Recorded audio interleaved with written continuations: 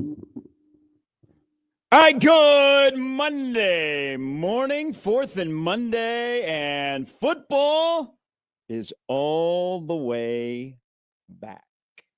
Can you imagine if, like Jimmy, for example, who goes to bed early? Oh, yeah. Last night, you were watching Sunday Night Football, which always seems to deliver. Like, it is undefeated. Sunday Night Football and that time slot and that event has become like must watch. Apparently I missed an all-timer. Yes. During so a feeding. I'm thinking of you. You go to bed, it's 40-25 Baltimore, and Derrick Henry's running up and down the field. Todd Monken is in his bag. The Bills are billing. You can see that they got some issues on defense. That's a beautiful way to put it. They might have some issues at defensive back. So you go to bed and you're like, this game is over. Nice win by Baltimore. Boy, Baltimore looks like a Super Bowl team. And then you wake up this morning and go, the 75-year-old Matt Prater, who is still in the NFL, kicked a walk-off field goal. Yes, he did. We are so back. And all I can think of is, why did you go to bed? Why did fans leave the stadium with about 9:18 to go in the fourth quarter when you were down 15? And are there really people out there, after a weekend of just some incredible football, are there really people out there that don't watch football? So I was going to, when you go, can you imagine? I go, not liking football? No, couldn't imagine it. Could never put it through my head. I mean, I would probably say like the obviously like the male demographic has always like dominated football. And so there's probably people forget. Hey, but women, the women are making up a good piece of football knowers. I was going to say, there's been a massive increase in popularity amongst the female demographic in football over the last about 5 years at this point. So no, I couldn't imagine. It dominated. Football is the passion of America. Yeah, we had Vomit Comet last night. That's a great way to start the opening weekend of the NFL. We had a Vomit Comet game where the Bills and the Ravens played a scoregami. First week agami. It's absolutely incredible. Love to see it. That is great. And it was great to see Josh Allen and Lamar Jackson play a Nintendo mode type game. But man, the Ravens find a way to blow games. This should make you happy as a Chiefs fan. Just keep on doing what you're doing while your team figures it out. No, I'm not happy as a Chiefs fan. No. I thought you'd flush it out. That was tough Friday night, doing something else and trying to follow along at the Chiefs game, because the game that I had was close and came down to the final seconds. Which is good. And, I kind of have Twitter up along with the game. So trying to piece things together. I don't think we need to talk about the Chiefs. I feel like I do. Chiefs. I feel like after the Raiders lost on Christmas a couple of years ago, that's how I feel about the Chiefs. And now we're an underdog against Philadelphia. They did win the Super Bowl after that loss. Yeah, but you know what? This isn't about the Chiefs who are in last place in the AFC West. This is about how great the football was. But it's early. And I mean, to add to the football weekend, we had joy and a shutout in Lincoln, and it's nostalgia, because how many people stopped you and said, "Well, that's how the good old days used to be"? I mean, you go back just a few years. People were probably saying, "Matt, if you only knew what the 80s and 90s were like around here." This was an everyday occurrence. That let me get the correct quote from Joe Moorhead. An ass kicking of epic proportions on Saturday night against a god-awful football team that is called the Akron Zips. They are bad. People are probably saying, "Matt, this used to happen all the time. 700-plus yards, guys running all over the place. Instead of throwing for 494, they ran for 494. This is what it was like. We're back." That was the theme of the Big Red Overreaction. It was like Iowa State, 1997. No, it was literally people calling in and being like, "Young Matt, you don't get it, man. We're back. This is a regular occurrence." And this was an incredible week of football that I thought heading into it, the week 2 slate for college was a meh slate. Yeah. It wasn't a great slate. I think this week 1 slate for the NFL over-delivered, was a good slate. Not a great slate. It was a good slate. Can't it be the great slate because we have there's a lot of weekends of football in the NFL to be played. That game's going to be awful tough. They were 40-25 with 8 minutes to go. Well, I was going to say too, there was also the wackiness of like they missed the PAT and where Kyle Hamilton almost blocked the game-winning field goal. Yes, and then the tip pass to Henry, and then you had a fan that tapped Hopkins and Lamar Jackson on the head. Not even the tip pass to Henry, too. Henry fumbling the ball was so weird. Like, out of all the people who have made a mistake that game, it was the guy who was dominating. I McMushed massive yesterday. You do what? McMushed. What's that? That's when I we talked about this before. The McMush, when I compliment something or I say, "Oh, this is great," or I bet on a team and I end up losing. I said to my friend, I go, I think Lamar Jackson and Derrick Henry might be the greatest quarterback, running back hero of all time. What? Very, very hyperbolic. Yes. Very complimentary of what was going. This was after Henry turned the corner and had that massive rush. I'm like, this is and 2 plays before that, Lamar did the stupid run around thing and had a 44-yard game. He ran 75 yards to get 19? Yeah. Stupid. And as soon as I said that, it all went downhill from there. They just ended up blowing the game. So you're welcome, Baltimore. What a wild game. I looked this up this morning. So since 2021, Baltimore has 8 losses when their win probability is 90% or greater. John Harbaugh has 17 double-figure leads in the second half that they've ended up losing. That happened last night in the Baltimore-Buffalo game. It might be incredible. Welcome back, football. It might be incredible if that ends up deciding the week 1 bye in the AFC, between those two teams, that game ends up being the tiebreaker. Oh, I mean, it wouldn't surprise you. I feel now Buffalo's again secondary is and they gave up 40, but Baltimore also gave up 42. I still like my Super Bowl pick. I have Buffalo, Green Bay in the Super Bowl. I like Green Bay even more after yesterday. Green Bay looked incredible. There's an aura, Jerry was wrong. Of course he was there's wrong. an aura about Micah Parsons. Yeah, he's good. He tracked down Jared Goff. I mean, his speed rush, and he tracked him down like he was in the jungle, and he was chasing after prey. I mean, he just and got him. Jordan Love looked good. Packers look really, really good. Winning teams do winning things. You called it on the Lions that you are off of the Lions. Yeah. Might make you feel good about tonight. It looks like the Ben Johnson effect was real in Detroit. It was. Now he's your head coach. It was starting with me. I'm kind of excited because I thought the offensive line was going to be bad, but even with Micah Parsons when he wasn't rushing, it seemed like Green Bay kind of got whatever they wanted on the line of scrimmage. And I mean, the amount of just short routes and just the inability to take the top off the defense from Detroit was stupid. I hate how good the Packers look. I hate it. I hate that they have a great coach. I hate that Matthew Golden looks so fast. He looks so great fast. Front office. I was really, and you know this everything. too. I've been preying on the Josh Jacobs decline. I've been telling you. Yeah. Look at the last time he had close to 300 carries. He had a massive. Nope. He looked looks pretty incredible. And then every time number one came out of the field, Lambeau just bursting out into euphoria and screaming and being so loud was also so incredible. The whole game was frustrating. I don't even know who the Cowboys play next week. I can't stand the Lions. So I was very much I was very indifferent about that game. When those two teams play each other, I'm very I don't care. I'm mad either way. I think that was the worst outcome. Was that team looking so good? They look so good. Well, I also, for some reason, I guess the pregame shows hopped on the Jerry Jones bandwagon, like Teddy Bruschi and why he is still on Fox, Terry Bradshaw, were knocking Micah Parsons. And when I said Terry Bradshaw's defending the move, it's bad. Well, I mean, whatever. I was like, oh, great. What happens? Green Bay decided it's time to go win a Super Bowl. Yeah. And they got a guy that showed up in a somewhat limited role. And every time he was on the field, he did work yesterday. Also doing work on Saturday night. Before we get into a deep dive in Nebraska, and Nebraska won a football game that was 68-0. 68 They could have gone for 2. The double cover. No, so think about this for a moment. If you have 2 trips inside of the red zone on Saturday night, not only a 50 booger, a 60 booger, Nebraska could have hung an 80 burger on Akron. Akron hasn't scored in their first 2 games of the season. It should have been 82-0. I mean, that you're just simply going off of the fumble and one of the most poorly executed tush pushes I've ever seen in my entire life. I mean, it was not to be Mr. Negative and not to complain. Oh, I don't think that's negative because that's a serious talking point that we will discuss a little bit later. I mean, they tried having 7 guys push against 11. I don't care that it's Akron. You can't do that. But it was just, I said this on Big Red Overreaction, and I'll say it here.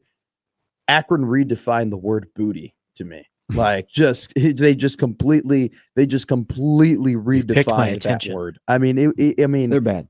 They're really, really so bad. That, no disrespect, that wide receiver room. No, you don't have to. Don't ever say no disrespect. They're very bad. They're bad. That wide receiver room might be the worst room in America. Well, I mean, even in the MAC.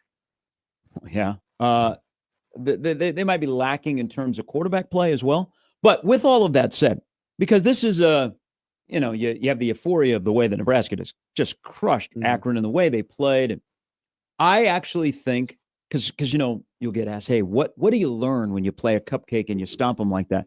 I actually think I personally learned a lot about Nebraska football on Saturday night. Which is what you said it would be. Not everything, but I learned a lot of key things about that game because what were we like 5 minutes in the show on Monday, and I said Akron's bad. Akron is really, really bad. And you said it was about Nebraska. And this was about Nebraska. So in the past, when Nebraska's played bad teams, they've messed around with their food. Okay. And the next thing you know, you get to the second half and it might be 17, but you're like, wow, this just doesn't feel right. Credit to Nebraska. After a choppy kind of first quarter, they put the pedal down and they destroyed a bad team. That's what growing teams and good teams do when you play bad teams is you put a hurting on them. But to have a shutout and have a party in Lincoln, and now you might be able to even do better than that this weekend against Houston Christian. I mean, I think there was a lot to learn about Nebraska that happened on Saturday night. I think you could learn more than I think maybe most people give off. I mean, I agree with that statement. I agree with you. You learned a lot. Yeah, you learned a lot. You learned a lot about the football team because I will tell you, the future has the potential to be very bright. I said it on Friday. If they get an opportunity to play guys, I mean, that's for the future. The 3rd and 4th string guys, and I tweeted this out. You couldn't tell really the difference between first team and 4th team. Now, Dylan Raiola was running the show, and he was making wow plays, but they had very few errors when they had a bunch of combinations in the second half. And when they did work, they did work. And they did what they said they were going to do. You're thinking, hey, we know who we're playing. Let's go out and prove it. But I think another thing that stood out to me is this is a football team. And again, what does it do in 2 weeks for when you beat a team like that? Well, probably a little bit of nothing and a little bit of a lot. They're a team that likes to have fun. I mean, they're a fun team to watch. You could tell they have really good chemistry. And they did something Saturday night that caught my eye. And it wasn't just 68 points and all the offense and how the defense and lockdown DBs and all of that kind of stuff. Is they had guys that were selling out for each other. You had guys downfield that were blocking to spring a teammate for a bigger gain or a touchdown. I mean, Nebraska's downfield blocking, they were blowing up guys. Yeah. I think that's a subtle sign of culture. And then I will give you another thing that I'm going to watch closely now moving forward. So we all know Pritchett, okay? Eli Pritchett. Yeah. Get your crap together. I swore on Average Joe's Sports Show podcast yesterday. I can't swear here because we're on the radio. Nebraska needs him. Nebraska needs him in a big way. So before he went in, and he didn't play till the second half. Yeah. The game was well out of hand. Was it 40-0 when he came in, or was it 47? I think it was 47-0 when he came in. So he came in when it was 47-0. Yeah. But before he came in, and everybody's looking for him. I mean, sure. You're probably going, hey, I think he's suspended. I think I'll see him on the availability chart. Yeah. That was not true. So you're watching to see if he's on the sidelines, and he's on the sidelines. And I was looking at him because Gatula started and Gatula played the majority of the snaps when Nebraska had their first team in there. He wasn't pouting. He had his helmet on. He was engaged with his teammates, and then it's his turn to play. Teddy Prohaska took him aside before he went out on the field. I don't know what was said. Yeah, but it wasn't an animated conversation. It was just like a dad talking to his older son. And then Pritchett went out there, and Pritchett played well. Yeah. Pritchett played like Pritchett can play. He didn't pout, and he played hard. And that was another subtle sign that I'm like, okay, they have some things that are headed in the right direction. And then you combine that with some of the talent. They're buying in. And or just, they've bought in. That was a big sign to me. But that was that. I mean, that was a party. It was fun. And Nebraska's 2-0. And weather was great. They get to do it again on Saturday. It's interesting you say that because I think through a lot of the offseason, Rule said over and over again how much he liked this team. And I think when you hear a coach say that, you think, okay, like you think coach speak a little bit. You're like, all right, obviously he's going to say that he loves his team and he has a fun time with his team and he has a different connection with it.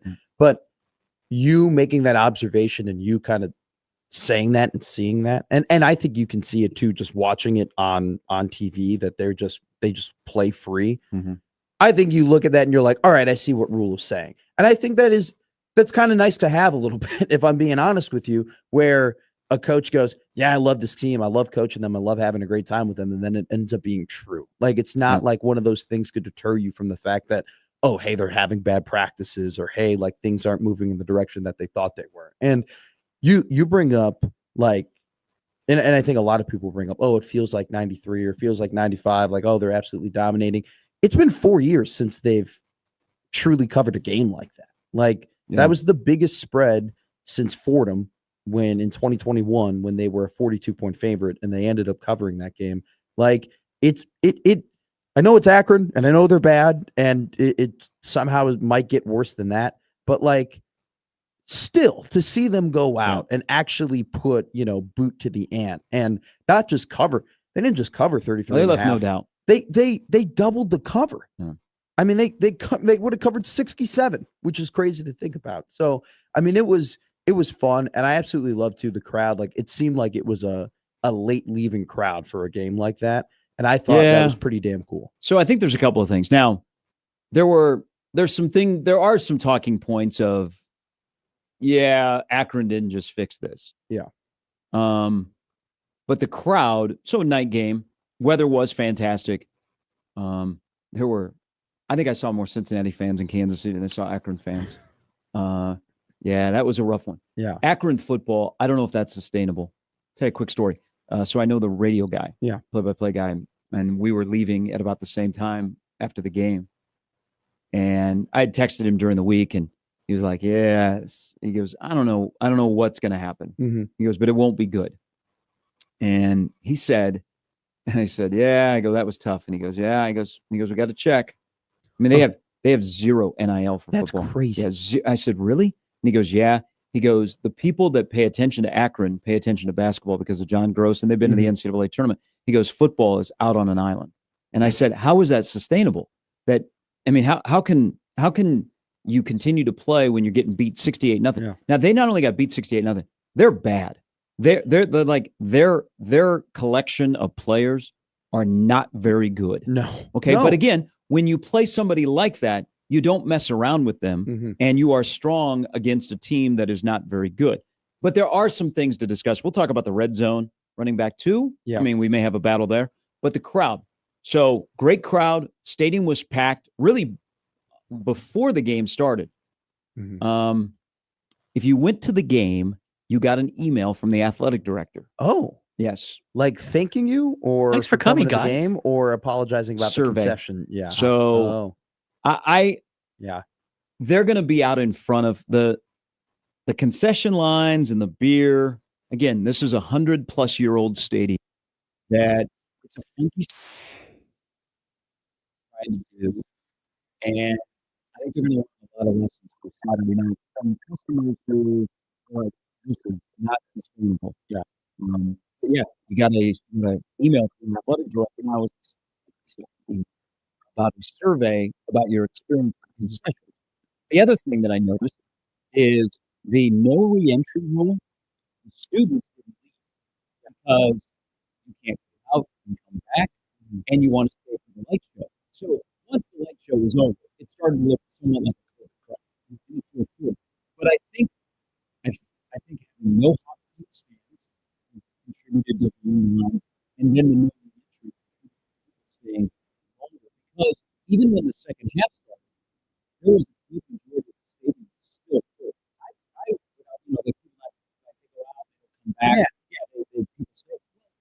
Power of the light show. They're showing the third quarter crowd, and I was shocked in the fact that and you knew that it was only going to get worse. You section great because that was you had a tailgate. Oh, big time. I mean, I was tailgates. Yeah. And so, and Nebraska people are so nice. They're always like, hey, of course we're coming back to this tailgate. We're keeping the tent up. Come back, right? And so if you had a tailgate, regardless if it was a competitive game or not, you were going to go back and you were going to get, you got to keep the buzz going. You got to get like one or two more beers. And then there were in the very low amount of games that I was ever able to attend in the student section because I was working a lot of the college football games. You would go back like 3 of them. I did not come back into the stadium because it was the Oklahoma game and Nebraska was down 30 points and there was no point and they have a TV here and I'll just watch it from here. So the student sections, like they're going to keep a lot of kids, a ton of kids through all of the games this year just because you can't go back to the tailgate. You know what? The whole night, and this is how I describe special teams, it was just relaxing. It was just a relaxing night. Isn't that great? I wish I do. Part of me wishes that I was there for that game in particularly just to have like the like stress off your shoulders. Like that place needed a party. Yeah. Like that stadium, that fan base, like the people who were there, those season ticket holders needed 60 minutes of just like, man, this is great. I wonder who's going to score the next touchdown. Like, oh, I wonder if like, is this hometown kid that was a walk-on that doesn't get to play a lot? Is he going to be able to like get on the field? Like it was just a fun night for just everybody involved. 108 players played. They have 125 in the program. I would say that's pretty good. And you have 5 guys that are out for the year due to an injury. I think that was pretty good. Yes. Archie Wilson didn't play. Sad. Did you see? Well, you were in the stadium, but did you go back and watch the game cast of them interviewing Archie's parents? They tried to manifest a punt late. Well, I know. I saw they pushed pushed the Archie Wilson package in when it was pretty clear that he may not hit the field. Oh yeah. It was very clear he wasn't going to hit the field, and then they had the sideline reporter sit down with the parents, and they are so nice. Shout out the Wilsons. They are incredible human beings. I hope they'll be there next week. Mr. Wilson, though, goes, can we just get a punt? Like that's what he said. He goes, did he say it in that voice? No, I'm not going to disrespect him. And Josh Peterson trying to do an Australian accent on Big Red Overreaction. Way to bury the lead here. Whoa, it was absolutely incredible. Him trying to attempt. Did he all of a sudden, did it morph into Josh Allen, who all of a sudden has a Southern accent? No, I noticed last night in their postgame. No, somehow it turned into Harry Carey. Even better. I mean, anytime that Josh and I attempt any sort of impressions, it just turns into, hey. All right, coming up on the show, Evan Bland will stop by with his recap of what he saw and what's ahead. If you're wondering about Houston Christian, they are 1-1. They lost 4 fumbles. They lost by 10 to Eastern Kentucky. Not Western, but Eastern Kentucky. So they will be 1-1 when they come to Lincoln. There will not be a line like on FanDuel because it's FBS versus FCS. Yeah. You have to search for it. Yeah. The line is about 43 to 45 points. And if you're wondering, because I know you will, Matt. Yep. If Akron and Houston Christian played, I got a line back on a neutral site. Ooh. Akron would be a 13-point favorite. No way. Yeah, 13-point favorite. If Akron and Houston Christian played on a neutral field. That HCU line then has to be, it'd have to be more than 45 then. I think people are like making up their own lines. I don't think somebody asked me yesterday because they knew about the mixed sports book. They go, hey, create a line for the game on Saturday. What would be your line? 49. Yeah. 49.50. First off, God bless you, because last week you came in on Monday and you go, yeah, I watched the Akron tape, and I go, thank God you did it, because now I don't have to. I have no interest. Did you watch the HCU tape by any chance? I have not. Tape. I've not. Okay. So I watched like a condensed highlight package when they ran for like 700 yards against. Okay.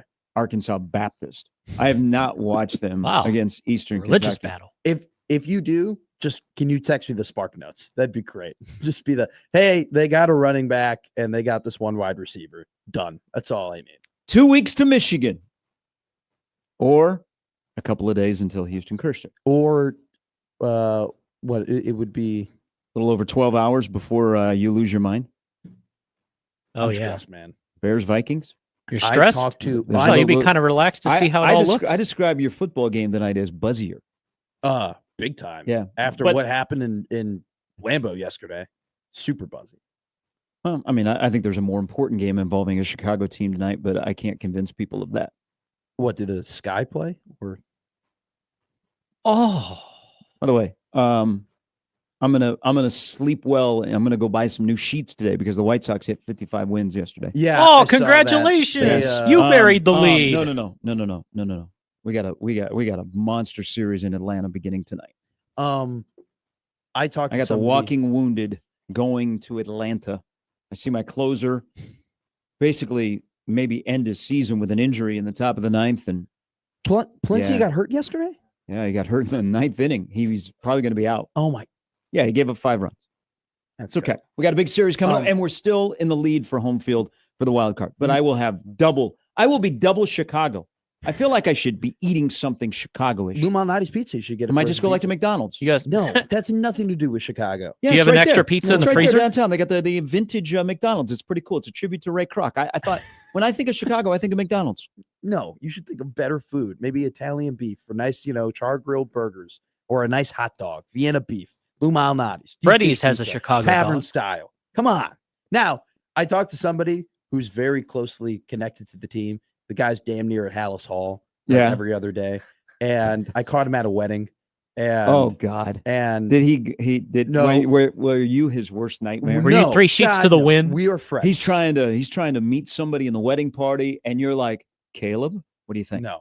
All right. DJ Moore, can you get me 30 fantasy points tonight? Because that's what I need. I did do the Caleb question to him. Of course you did. But I didn't. We were friends before, and I didn't like track Sounds him like down. The Rich Hill story. I didn't meet Mark Potash, and I was like, "Hey, Mark, nice to meet you, Matt McMaster. Good guy that covers the Bears. Great guy." Yeah. No, I knew him before, and we didn't talk about the Bears for the first 8 hours of being around each other, and then Gary, I pulled up. I gotta ask you. I go, I got to. And he goes, what do you got? And I'm like, I asked him about the D line because I'm a little concerned there. I go, are they healthy? Because I haven't been checking he goes, they're relatively, but they're not fully 100%. Like they might struggle a little on defense. And I go, all right, 18, give it to me. and he goes, and he's completely put my brain in a pretzel because he goes, look, if they win against Minnesota in week 1, they'll win 10 games. Okay. They'll go 10-7. They might go 11-6. If they lose week 1, though, if they lose to Minnesota, it might be another 6-7 win season. Really? He was like that big tonight. He goes, I think that this first game with just the confidence and their culture and how Ben's approached everything and how Caleb is learning everything at once. He's like, Caleb needs confidence. Caleb needs a win. Caleb needs to go out there and look really, really good. If they can do that, they can snowball that into, all right, hey, home, new coach, new Caleb, new weapons. But if they lose, and I'm dreading the sentence. He goes, if they lose, same old, same old. Wow. All right. So now this 7:15 tonight. This game has become even more of a pressure cooker for me. All right, you'll hear that on the Zone. All right, Evan Bland will join us coming up at 8:30. Lineup brought to you by the Roofers of John Higgins Weather Guard. We'll speak Akron and a little Houston Christian, a little Bryce Underwood, and more. As the Big Ten had a nice little weekend, unless you're Iowa. All right, we'll throw a forward pass. We'll see how far it goes. Probably longer than Gronowski. Latif has more passing yards than Gronowski. Also has a better stutter step. Hello, future. This would be a good comedy set if you were to go up every Monday at a little open mic and just make a bunch of college football jokes, just a bunch of one-liners. Just here's one that is not a joke; it's reality. Mike Gundy please come to the principal's office. We're off and running on a 4th and Monday. It's a victory Monday for some on 1620 The Zone.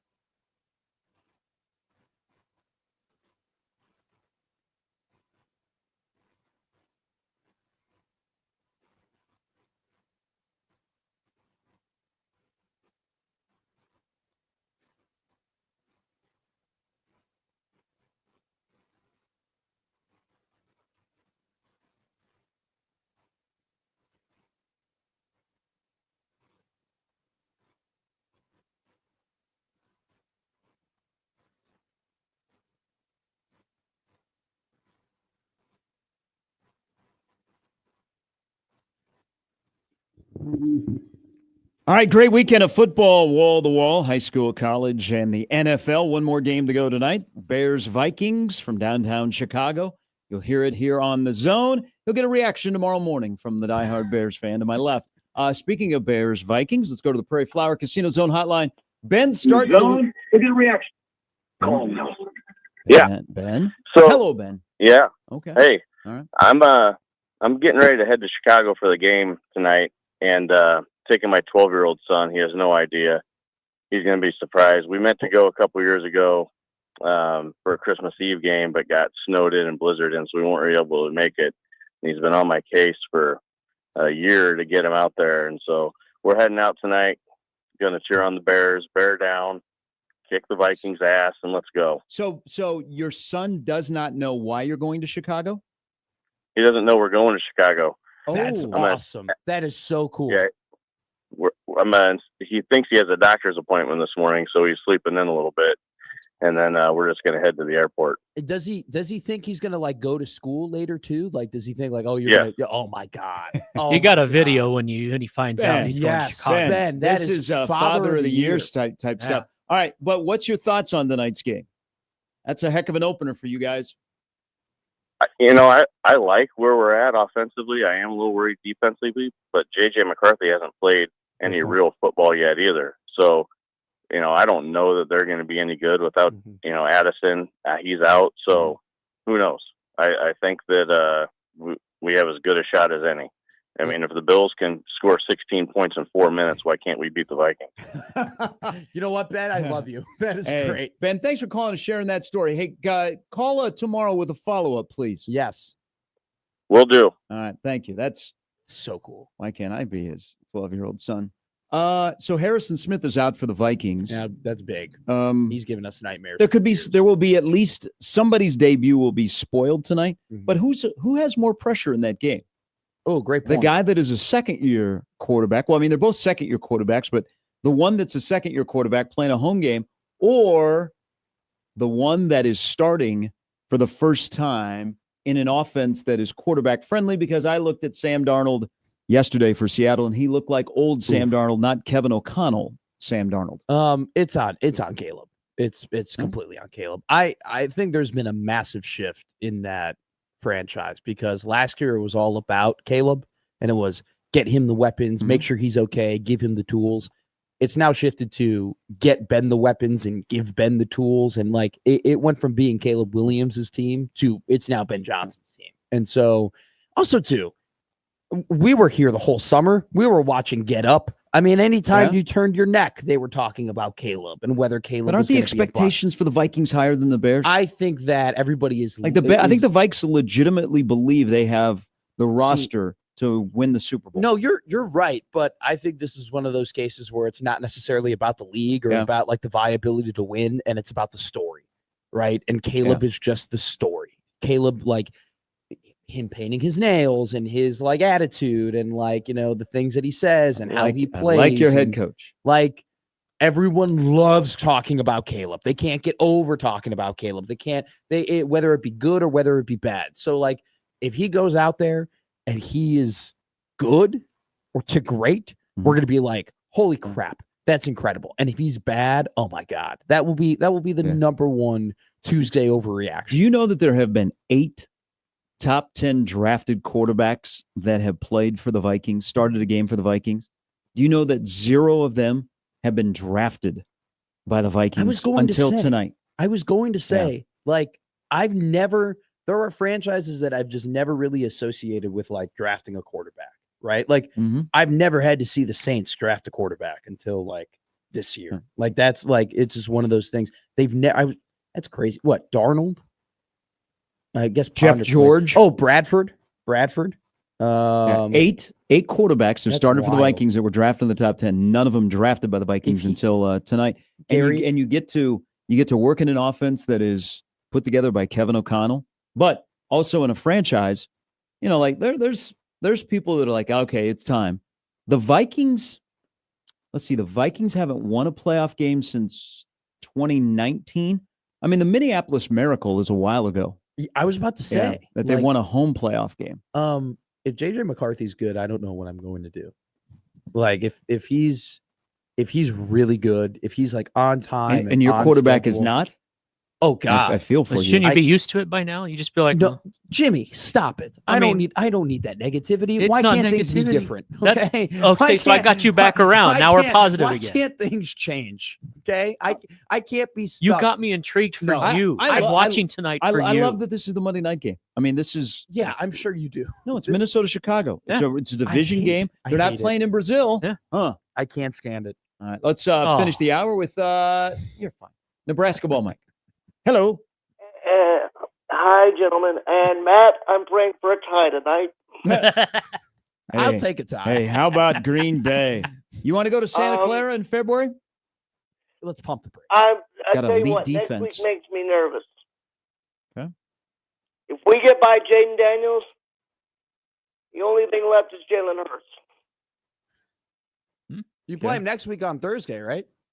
So if we get by Thursday, Yeah. Jalen Hurts is we know what we got to go do. 17-0. Great Thursday game, Washington and Green Bay.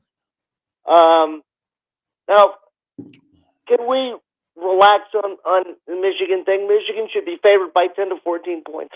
Okay. I like you a lot. That's a terrible opinion. No, it's not. Yes, it is. I mean, we're going to be able to stop 6'4" and 250 at quarterback. Okay. Mike, I respectfully disagree. Mike. Tell Mike, me why. you're about to just get yourself out of the friend circle here. There's Tell me why. Well, let's see. We don't have Oklahoma's D line. So don't go there. Okay. We don't have it. Okay. You just said 10 to 14 points. Yes, Are you off the meds today? I did. Are you off the meds today? They're not I'm going to not be a on 10 to them. 14 point favorite. Okay. We They haven't actually done might it come in yet. here. They'll come in here as a favorite, I believe, but it will be very minuscule Like one that they We will haven't be a done it favorite. yet. We haven't been in a close game. We haven't won a close game that That's mattered. all We absolutely haven't true, done but it that has yet. no effect on the spread. You shouldn't say spread. You should say, in my mind, Michigan is 2 touchdowns better than Nebraska. That's what you're Until thinking. they aren't, That's not the yes. Vegas is not gonna have that line. And by the way, can we talk about Vegas for something real quick? The Raiders or like gambling. No. Fun. Vegas in general. It's a Okay. fun place from time to time. Vegas for college football. Okay. Oh. Did you Why is Vegas doing this, or is college football doing this? Why do I think that Alabama will sit at 15 all year long and we'll be begging for them not to be at 12? Well, that doesn't have anything to do with Vegas. Everybody in front of them is doing nothing but losing. Well, I don't Nebraska like this. Nebraska beat Akron 68-0 and they lost 3 votes. So That's great. all right, stop paying attention to that. Do not pay attention to ESPN's PFI. It is garbage. Okay, and unfortunately, it's going to be referenced as one of the metrics that are used. Okay, Wild. so back to Michigan. Mike, it'll be a close game. Yes, Nebraska hasn't beaten Michigan, but after watching Michigan on Saturday night, you tell me that your opinion is higher of Michigan? They don't trust their quarterback. He's got a chance to be really good. Right now, he's only really good when they go off schedule and he turns it into playground football. But they don't trust him. Mm-hmm. The only thing that you would have going for you is that Sharon Moore will not be on the sidelines making poor decisions. But in that game, Nebraska, for the first time in a long time, maybe ever, playing Michigan in the Big Ten, they're going to have a better coaching staff than Michigan will. All I know is that when everybody gets drafted in the Big Ten, they have Nebraska highlights. Okay. Sick of it. All right. Yeah, but It has that's to be reflective fixed, of the and past. it's got to Mike. be fixed soon. Well, there's only one way And I to don't figure think that we have out, the and that's defensive line to fix it. That's to play a team like Michigan and beat a team like Michigan doing what Michigan teams do. It's going to be a tight game, okay? But for you gotta stop. You're gonna be a mess for 2 weeks. Yeah, you do. You're gonna be a mess for 2 weeks if you think that the line is 2 touchdowns. You're absolutely insane. What have we done in the last decade? Well, okay. So here we go. You're a fan of Dylan Raiola, right? Yes. He was darn near flawless on Saturday night. Okay. You know what, Mike? You want to make yourself happy today on the internet? I couldn't Hey, hold on. week. Hold on. You want to make yourself happy on the internet today? Here's the site to click on. Click on the touchdown that makes it 47-0. That's your quarterback. All right. That was a really nice After the throw. game, he said, "This is a new style of Nebraska football." Mike, it's different this year. Does it mean they're going to beat Michigan? No. But it's different. They're trying to get away from the past. They can't get away from the past until they win a close game and they beat a team like Michigan that will be ranked when they come in here. Okay? You can be concerned because there'll be a lot of people to be concerned, but you can't say that they're going to be a 2-touchdown favorite. You're not familiar with Vegas's game. I'll do everybody a favor. I'll take crazy this week, and when we wake up Monday mad as hell, you can all blame me. After Houston Christian? Yeah, we can. Not Monday, 2 weeks from now. Okay, all right. That's fine. We wake up 2 weeks from now and we're all mad. I'll take, you can blame me. Okay. We'll have a public flogging. Okay. All right, thank you. I said to someone over the weekend, I'm like, why is Bryce Underwood only great rolling right? Yeah. Like it was very weird and very apparent that within the system, he just didn't seem comfortable. But when you watched him get out of the system, holy speed, holy athleticism, and man, he's got a cannon. Yeah, like a really good arm. It's gonna be a long process, but he's gonna be a star. Okay, but he's also the second time. Now, will they adjust? I have serious concerns about their coaching in game. Mm-hmm. I thought they were conservative at times, especially with him, where they didn't trust him on some third down plays. Now their defense, Mateer is Mr. Brett Favre. I mean, sure, he has great point. That's a good example. But the quarterback that scares me, that is from the state of Michigan, is coming on October 4th. Not Bryce Underwood. Yeah. In their current setup with their current team, the guy coming on the 4th of October scares me more than the guy coming in 2 weeks. I think that he's going to be. I mean, look, he went to Norman, Oklahoma, and only lost by 11 against a damn good team. He's going to be fine, but the game is going to be close no matter what. Okay, it is going to be close. I agree with that. It's not going to be 45-7. If it's 45-7, the whole experiment is. I think because of the talent, Michigan definitely has the opportunity more than Nebraska to just control that game. Yeah. But I don't think it's going to be a 14 or 21. It'll be the game. Dillon game. Look at the coverage sacks that Michigan had. Yeah. I mean, Mateer was a little bit. He was Brett Favre-ish. It'll be very much a Dillon game. Yeah. We've got plenty of time to talk about that. That's not for 2 weeks. Do not forget about Houston Christian. I'm going to. Thanks for watching that tape for us. I appreciate it. Hour number 2 is coming up next on Gary and Matt with Jimmy on 1620 The Zone.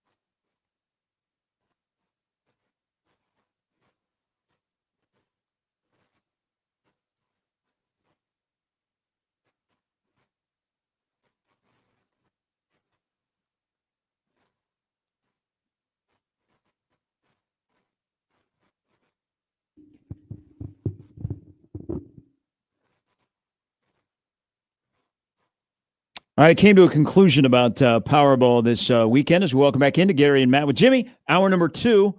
Powerball is hard to win. Yeah. Yeah. Very. You heard it here first.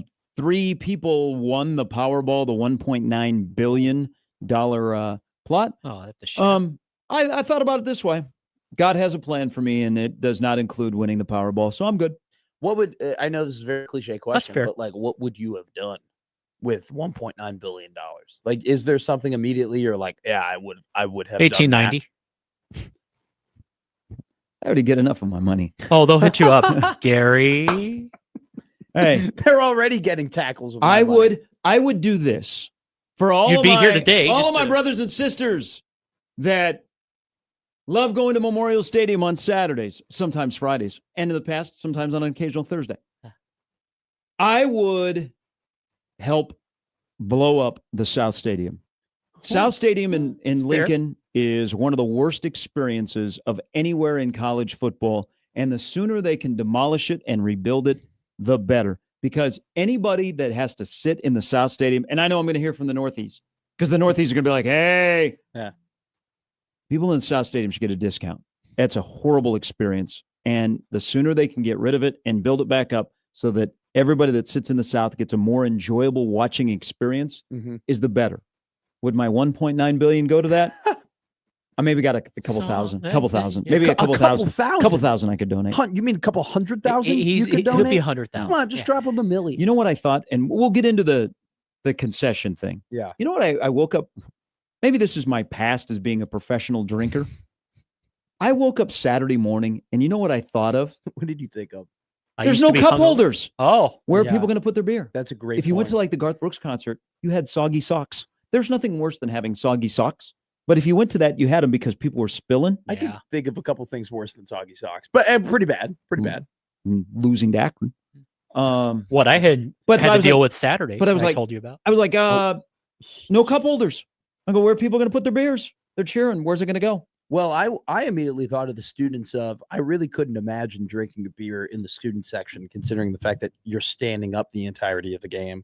And I think it would be really annoying to be holding the beer the entire time. Like when I want to throw the third down bones, right? And I want to put my fingers This is up, a valid right? point. What am I going to do? I can't do that with a beer. I thought of that immediately. I'm like, what are the students going to do? You have to chug it. You can't enjoy it. The people who get upset about students or just people in general putting the 3 fingers up when they do the bones, guys, what's wrong with that? I know people should be able to do whatever they want to do with their bones. Okay. When you're throwing the bones, you should be able to do whatever your heart desires. Okay. True. Whether it be 3, you can hold 2 fingers up. You can hold 4 fingers up. I don't care. People get really upset about that. They do. Yeah. On Twitter. This would be a good take 5. Like, they're holding up the 3s, signaling a 3 and out, even though they've already gotten 5, first downs. That's a pretty common tweet. Okay. Does that replace the sit down? Don't stand. Sit down. We had a buddy of ours, or we had a friend of mine who called into Big Red Overreaction, who said that he got into an altercation with somebody because they were really annoyed with him standing up during. Was she wearing a Phillies jersey? Yeah. Was Philly's Karen at the game? She came from Miami the night before. Yeah. It was older people, is what he said. Oh, he was like, "Well, I told Zach, I was like, dude, you paid good money to have that ticket. You should be able to do whatever the hell you want, as long as you're not causing problems." Yeah.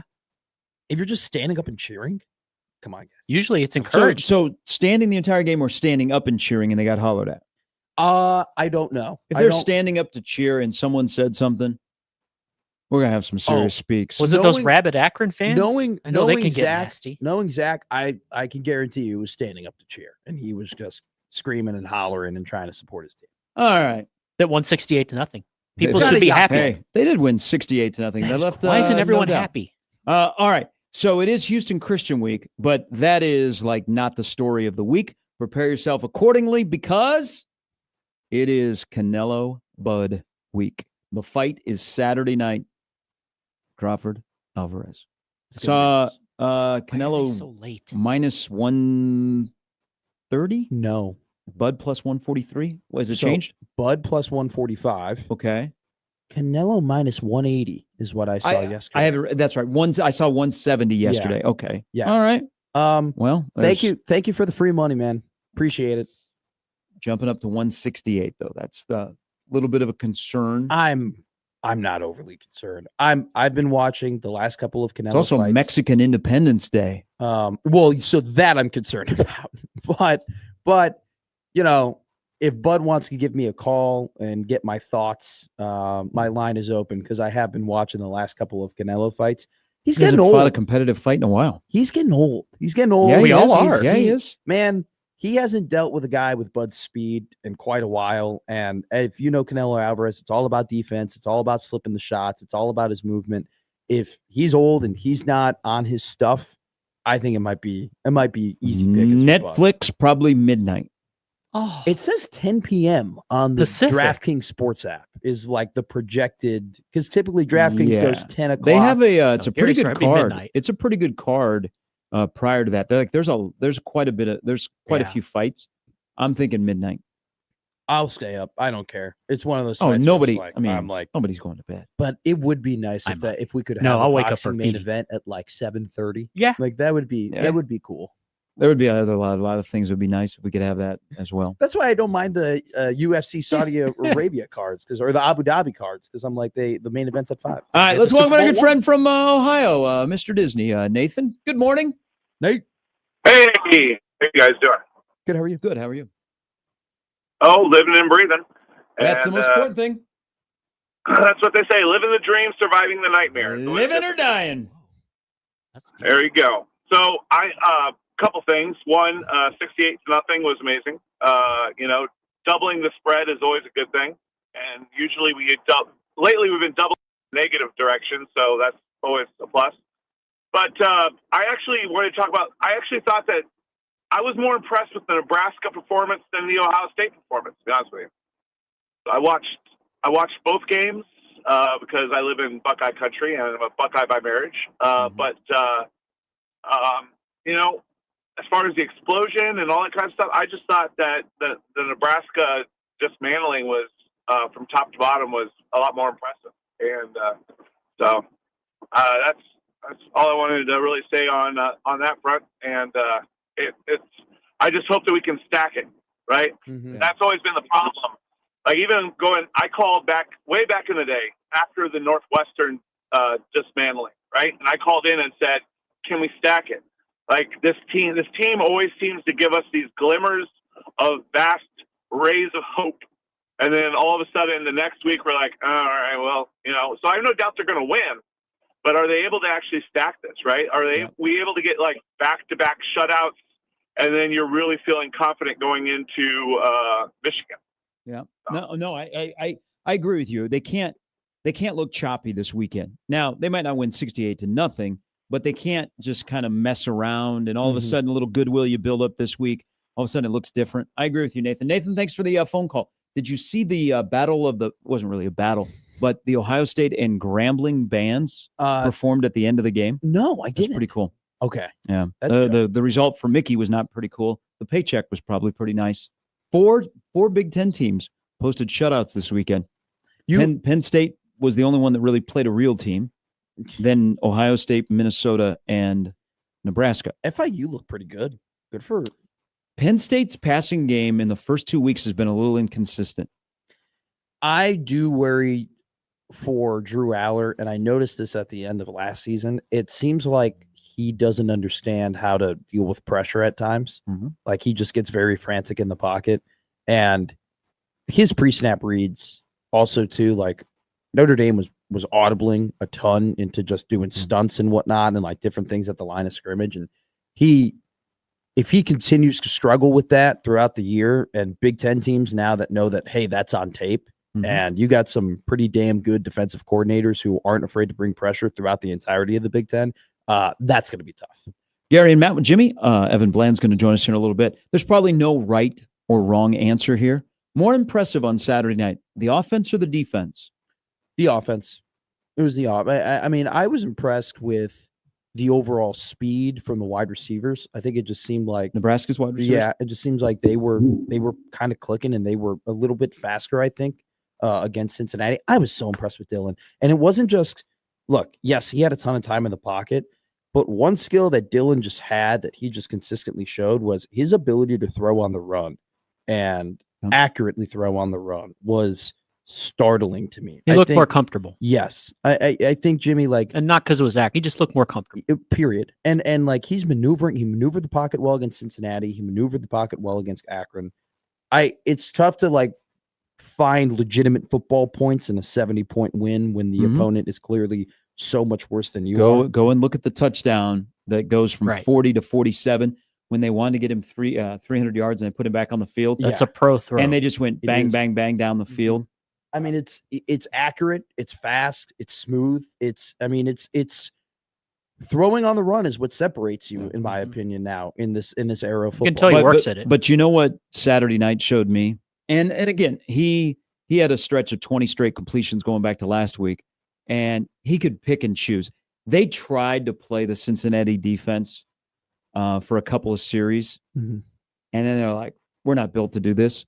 And so he just picked them apart. Yeah. Like you had guys running free on drags and outs, and they were, sitting upstairs, there were guys running everywhere. But it wasn't like schemed up and like, oh, this is kind of confusing. It was kind of simple football. But it showed to me moving forward, the offensive line is so important to Dylan because he never got moved off his spot. You talk about him moving out of the pocket. He did that a few times, but when he had time to just sit in the pocket and he didn't have to move at all, he was lethal. I'll go the other way here. Again, there's no right or wrong answer in this discussion. Nobody is fighting today at practice. Offense was better. No, defense. The Big Ten will be won on defense. I think moving forward, there's a lot of great young quarterbacks. Yeah. Iowa, earmuffs. The Big Ten will be built on defense moving forward. It will have very good quarterback play because the Big Ten can recruit quarterbacks and they don't go, ooh, does it snow there? But the Big Ten will live on defense. And you're going to have to be good on defense to win the Big Ten. You may have track speed in Oregon, but when they're good, their defense is really good. Yes. When they don't have a good defense, Ohio State hits their head on the goalpost numerous times. So I'm all in on the defense. But think about this. Nebraska pitched a shutout. 2009 was the last time. It's crazy. 33-0. Yeah. The Nebraska pass defense hasn't allowed 100 yards passing in either game. 69, nice. 62. Yes. But here's another thing. So you're playing, you would have thought, okay, as Nebraska's offense is rolling, they're going to give up a trick touchdown. Yeah. Okay, Akron's just going to fall into something. Sure. Like they're going to throw a wheel route out of the backfield, and Rex Guthrie is going to fall down, and the guy's going to run down the sidelines, and you're like, oh, man, that's their first touchdown of the year. Yeah. Akron didn't get a third down conversion until 11-12 of the fourth quarter. Nebraska defensively, and I might call up Joe Moorhead and say, hey, next time you play Nebraska, block 93, he's coming. And there were a lot of free guys that were, especially up the middle. But just the way that they were able to control a bad offensive team and not let them up. Yeah. I think I'm going to choose the other side. Again, there's no right or wrong answer. But the defense was really, really impressive. And then I'll go a step further. The young guys that got to play.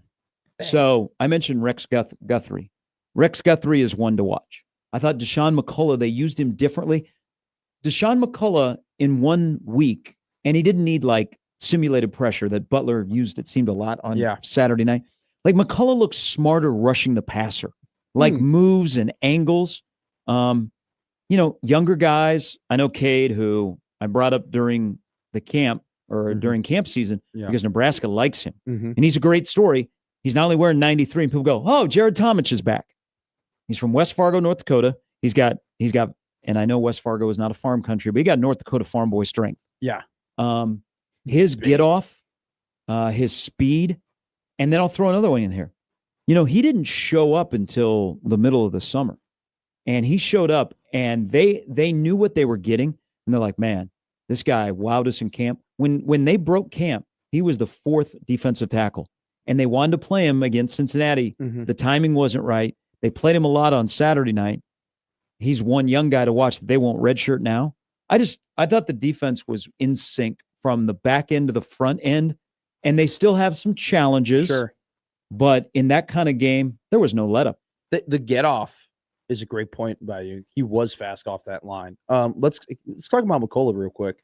I thought his depth was better on the pass rushes. I thought he had a major depth problem against Cincinnati.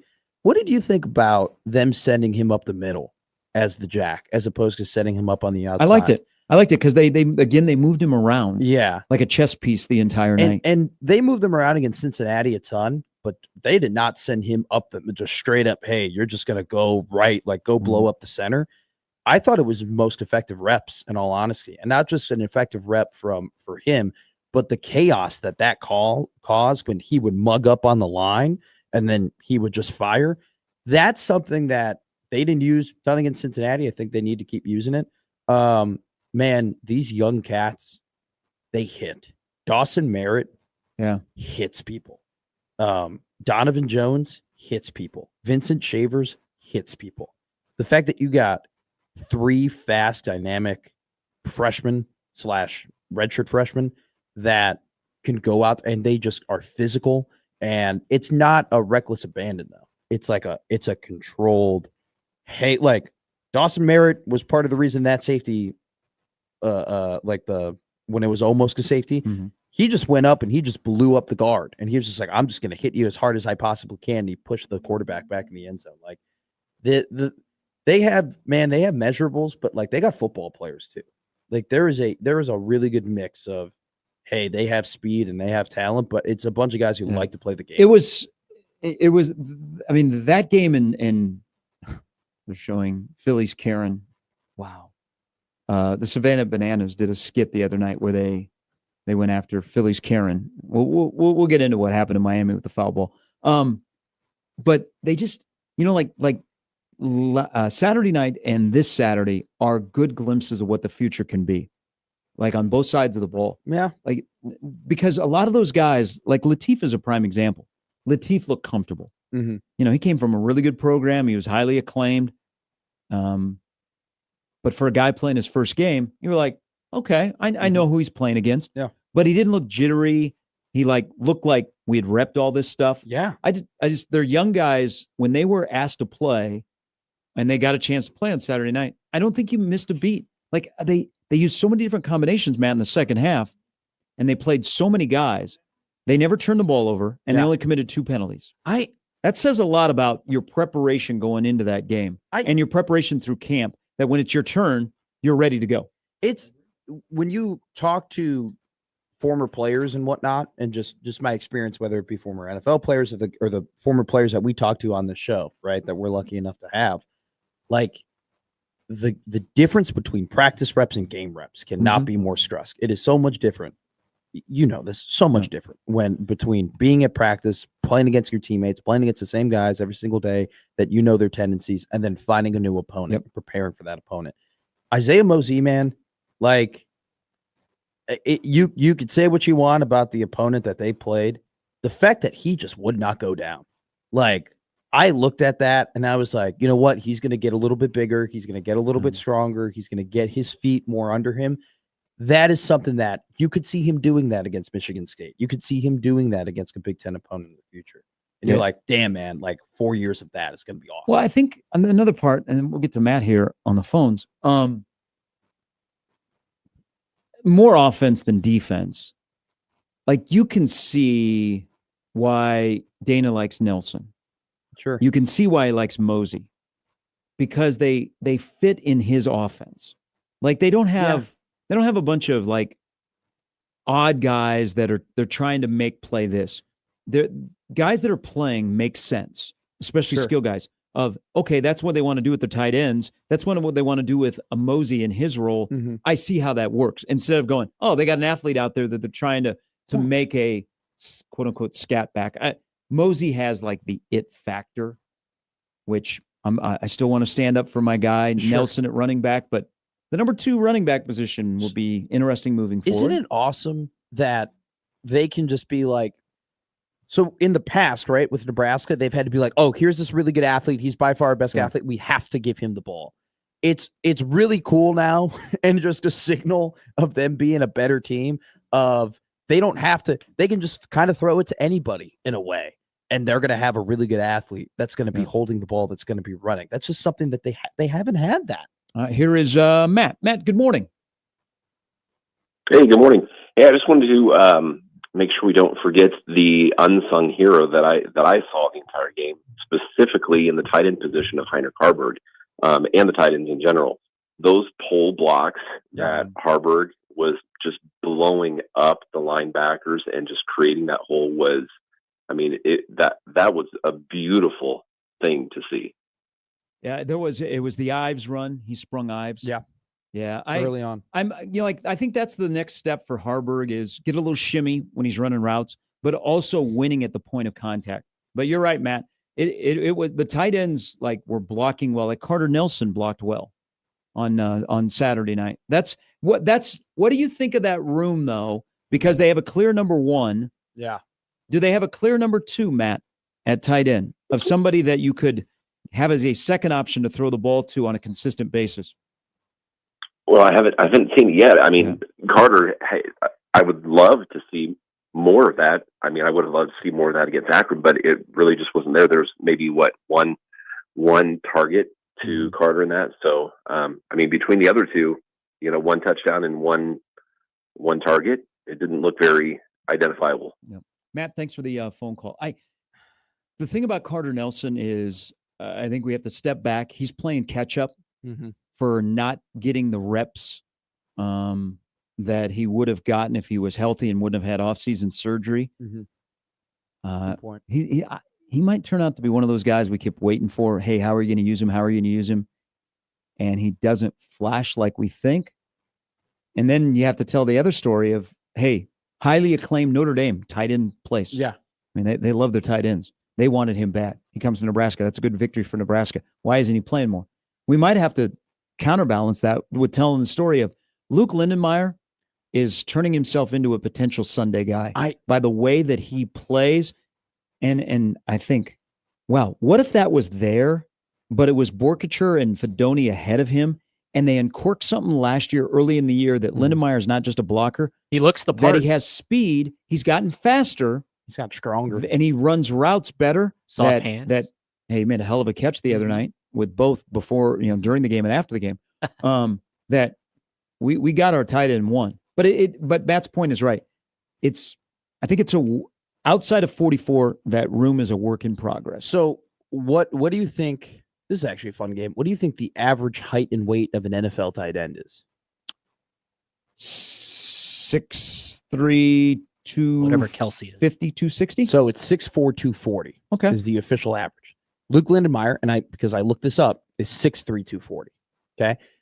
His size, like on the TV, his size doesn't scream to you NFL. Yeah. Everything else about him does. Everything else about him screams the yards after catch, the ability to break tackles, the route running, the fact that he is reliable and he's smart on his routes. He's a safety valve. He's a good blocker. Like that's what he made his comeuppance with, is his ability to block. It's one of those things where because he wasn't the 4-star and because he didn't get all those offers, it's like you don't assign that to him, but then just turn on the tape and just see how reliable he is. And yeah, he's not 6'5" and he's not this overarching athlete, but he plays like an NFL player. He plays like a high caliber, all Big Ten type tight end. I mean, it's incredible. All right, Evan Bland from the World Herald is going to join us a little bit later in the next hour with his thoughts on Akron ahead to Houston Christian. Also, we'll dive into a little bit of a wonky week 2. That's what Billy Napier is describing his week 2 experience. Also, maybe Kenny Dillingham. That JV league that is waiting for basketball season, the Big 12. Oh, it's exciting. What are you talking about? The Big 12's awesome. It's down. That was fun. What do you mean it's fun? They're a JV league. Baylor's win over SMU, one hell of a comeback, down 14 with 9 minutes to go. It's a JV league. Get ready for basketball season, Big 12. It's incredibly competitive amongst themselves. It is not competitive with the Big Ten and the SEC, but amongst themselves, okay, it's fun. I'll buy that. Iowa State's 3-0. Why is Ben Bramer had a touchdown? Why do you have to bring that up? That's good. Just celebrating one of our own. Why does Saturday before Nebraska play, we get a feel-good Ernest Hausman story on game day, and then we get Ben Bramer doing Ben Bramer things over in Ames? Even when things go right, Damn it, Frost. things goes wrong for Nebraska. And that's Hey, it went right though. 68-0. the double cover, baby. Exactly. 33 and a half was a good the day. Closing line, and they covered 67. This is Gary and Matt with Jimmy. You're always welcome to join the show, just like Matt did on the Prairie Flower Casino Zone hotline, 402-951-1620. It's a 4th and Monday, Victory Monday. Oh, by the way, the Bills won last night. I know, you're confused. We're back with more after this on 1620 The Zone.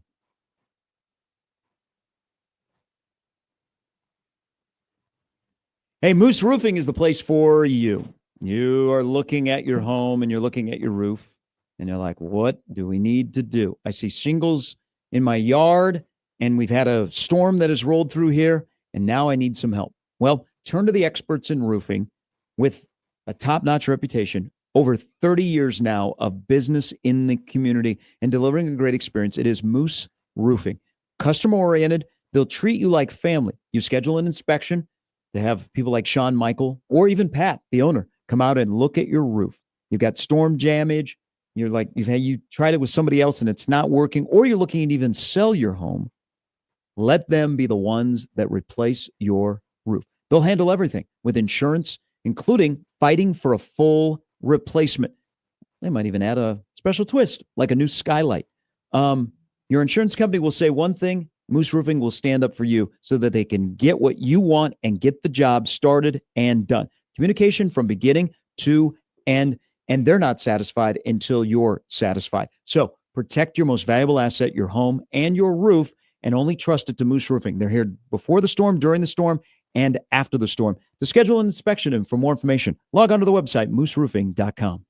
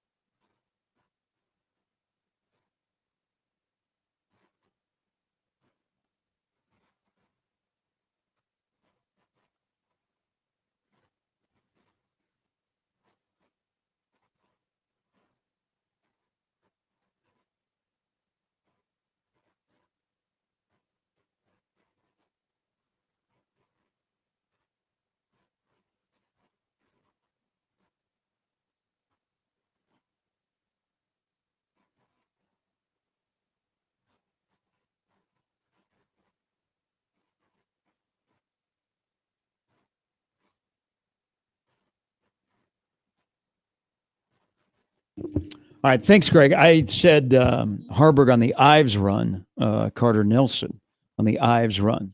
Who put something nice on tape? Nice run. Harburg had Harburg had a really, really good block on that Emmett Johnson run to begin the game. They're downfield blocking. Guys were selling out to help other guys.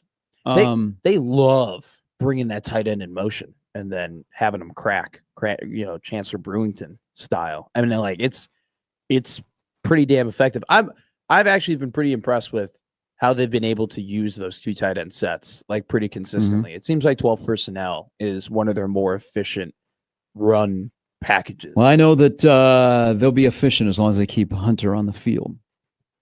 10 catches, 13 targets. Wide receiver 1? I think so. I think he's the best. And we've also got this thing that everybody wants to catch the ball one-handed. And wide receivers, I think it's amazing. You watch the NFL, wide receivers are built. So it's not only just the one catch and one-handed catch. I'm being a little sarcastic, but it seems like every time you turn on a game, somebody's making a one-handed catch. He is, that is money well spent getting him out of the portal. He's turning into wide receiver 1. God. I mean, so Dylan trusts Dane. You can tell the guys that Dylan really trusts, but his trust with Hunter to put the ball, like the catch radius, is pretty high right now. So Barney by far the fastest, right? Scat wide receiver, maybe you can use a better term. Dane Key, third down, goal to go in general. That's who I'm throwing the ball to. Would you agree Hunter is just the best combination of both? I also would throw the ball to Hunter on third down.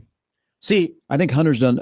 I love the separation that Hunter gets from the 2 games I've seen him play against defensive backs. I think in the short yardage, those shorter routes, whether it be the crossers, whether it be the slants, whether it be that RPO stuff, Dane Key is just so effective within his box when he's setting up his routes. But the down the field routes, right? When you're running the flags and when you're running the post and you're running the just the streaks in general, I think I trust Hunter way. I think his routes are way better than Key's, honestly, because he's got that. He's got a great blend of the length, the catch radius, the speed, the size. Like it all comes together. And I don't know, like he had 500 yards at a pretty bad Cal team last year. And as a true but he was because he was brought in with Key. Key got all the attention because he was coming from the SEC. Yeah, and his career numbers were better because he's played longer than Hunter. And Hunter kind of got overlooked a bit. And then I remember the ESPN article about a breakout guy. Yeah, and we were like, well, hello. That group though, 286 yards after catch, and the group. Let's just see a little bit more of Quinn Clark, please. They got if Quinn Clark adds some depth, they have nice depth in the wide receiver room. I'm okay with seeing more of Quinn Clark. I agree with Dookie Clint here on the text. I had no clue how long he was and just how like great athlete in high school. Incredible. Like track, football. Yeah, he's not built like his dad. Yeah. Well, Dad was a little bit shorter to the ground. That was a hell of a celebration too. Yeah, I got his dad's number. At the top of the hour, I'll tell you one of my favorite Ken Clark stories. Oh, and that was fitting. And his son scores and throws up 32 to the heavens, and then Rule tells the story about how they recruited him and they offered him in the end zone, where his dad has spent a lot of time. At the top of the hour, I get a great Ken Clark story. Kenny Clark is one of my favorite people that have played football at Nebraska, let alone one of the most underrated running backs, but just people. And it was cool to see his son Quinn score that touchdown. He popped on that screen immediately when he was just out on the field. And then and they liked him last year. Yeah. Because he flashed late in fall, late during the season in practice. And they were trying to figure out how to use him because they had a little backup of wide receivers. They're like, you're going to play. And they got a little backup of wide receivers. Yeah. But he's definitely somebody I would like to see a lot more. They prioritize speed, and he's definitely not on the same level as the 3 other guys that are above him. But when you see for how big he is and how long he is, how he moves is wildly impressive. Like if he can get another gear, if he just had one more gear, he'd be great. All right, couple of emails here, and we'll grab some stream comments as well. This is from the Lego Maniac. about Dylan and Lateef. 3 drives, touchdowns. TJ Lateef, 128 yards passing. Mark Gronowski cost $2 million, 127 yards passing. It's okay, Iowa fans. All right, you're about to come out of the dark. It's okay. It's okay. All right? All right. It's all going to be okay. All right. All right. Or probably not. All right, you got Mediacom over there that is one of your big media companies. You also got mediocrity. It's okay. Just get through the year. Get through the year, and you'll get away from mediocrity. Okay, Iowa fans, it's going to be okay. It's going to be okay. It's fine. I don't think it's going to be. All right. I'm here to tell you, I don't think it's going to be. I agree okay. with Matt here. I'm trying to see it. I think they're in trouble. I think that whole they just have awful. They have to make it through this year because it's going to be rough. And then they're going to have a new. And then you know what? Some of you will have to increase your expectations with a new head coach at Iowa. But it's okay. You're going to get through the darkness at some point because Iowa, you can't continually be this bad at quarterback where I'm wondering, wow, could Deacon Hill, Spencer Petras, or Cade McNamara done a better job against Iowa State in Ames on Saturday? And also the stat of 16 of the last 42 games, Iowa has had games where they failed to throw for 100 or more yards. That's crazy. Yeah. In modern day college football, it's weird. Zach on Nebraska's quarterbacks, who one of them threw for the first time in his career over 300 yards. Dylan will be the better NFL quarterback prospect, but I think Lateef will be more dynamic, more productive college player at Nebraska. You throw out that stutter step that Lateef had the other night. You're gonna warm a lot of cockles. I'll say no to that just because I think that we might be underestimating a little bit in that comment at least how good. I will say that it is way too early to include Lateef in any of these conversations. Well, I was very happy, but the future could be pretty bright. I was shocked we didn't get a Lateef should be a starter call on the Big Red overreaction over the weekend. You did it? That is kind of surprising. I thought someone has had a few too many. In for that person would be double drunk. Yeah, well, you're if right. They would have called in and said that, like the Xbox guy that called you. I would love to do one of those shows. 68-0. People are happy. There's nothing to complain about unless you go red zone and then you go, oh, sorry, I've got a bad connection. Save it for during the week to bring up that conversation. People are hammered. It's a night game. What a fantastic show to do. I don't think I can do this justice. I might have to find the clip and play it for you. But a guy called in and Josh goes, "Hey Dave, you're on the line." And he goes, "Oh, that's the one I got alerted about. I got questions." So good. Yeah. So good. Doug writes in into his own inbox, the Equitable Bank. Nebraska took care of business like they're supposed to, which is nice to see. Enjoyable Saturday night. It was only Akron. How about we just say it was Nebraska?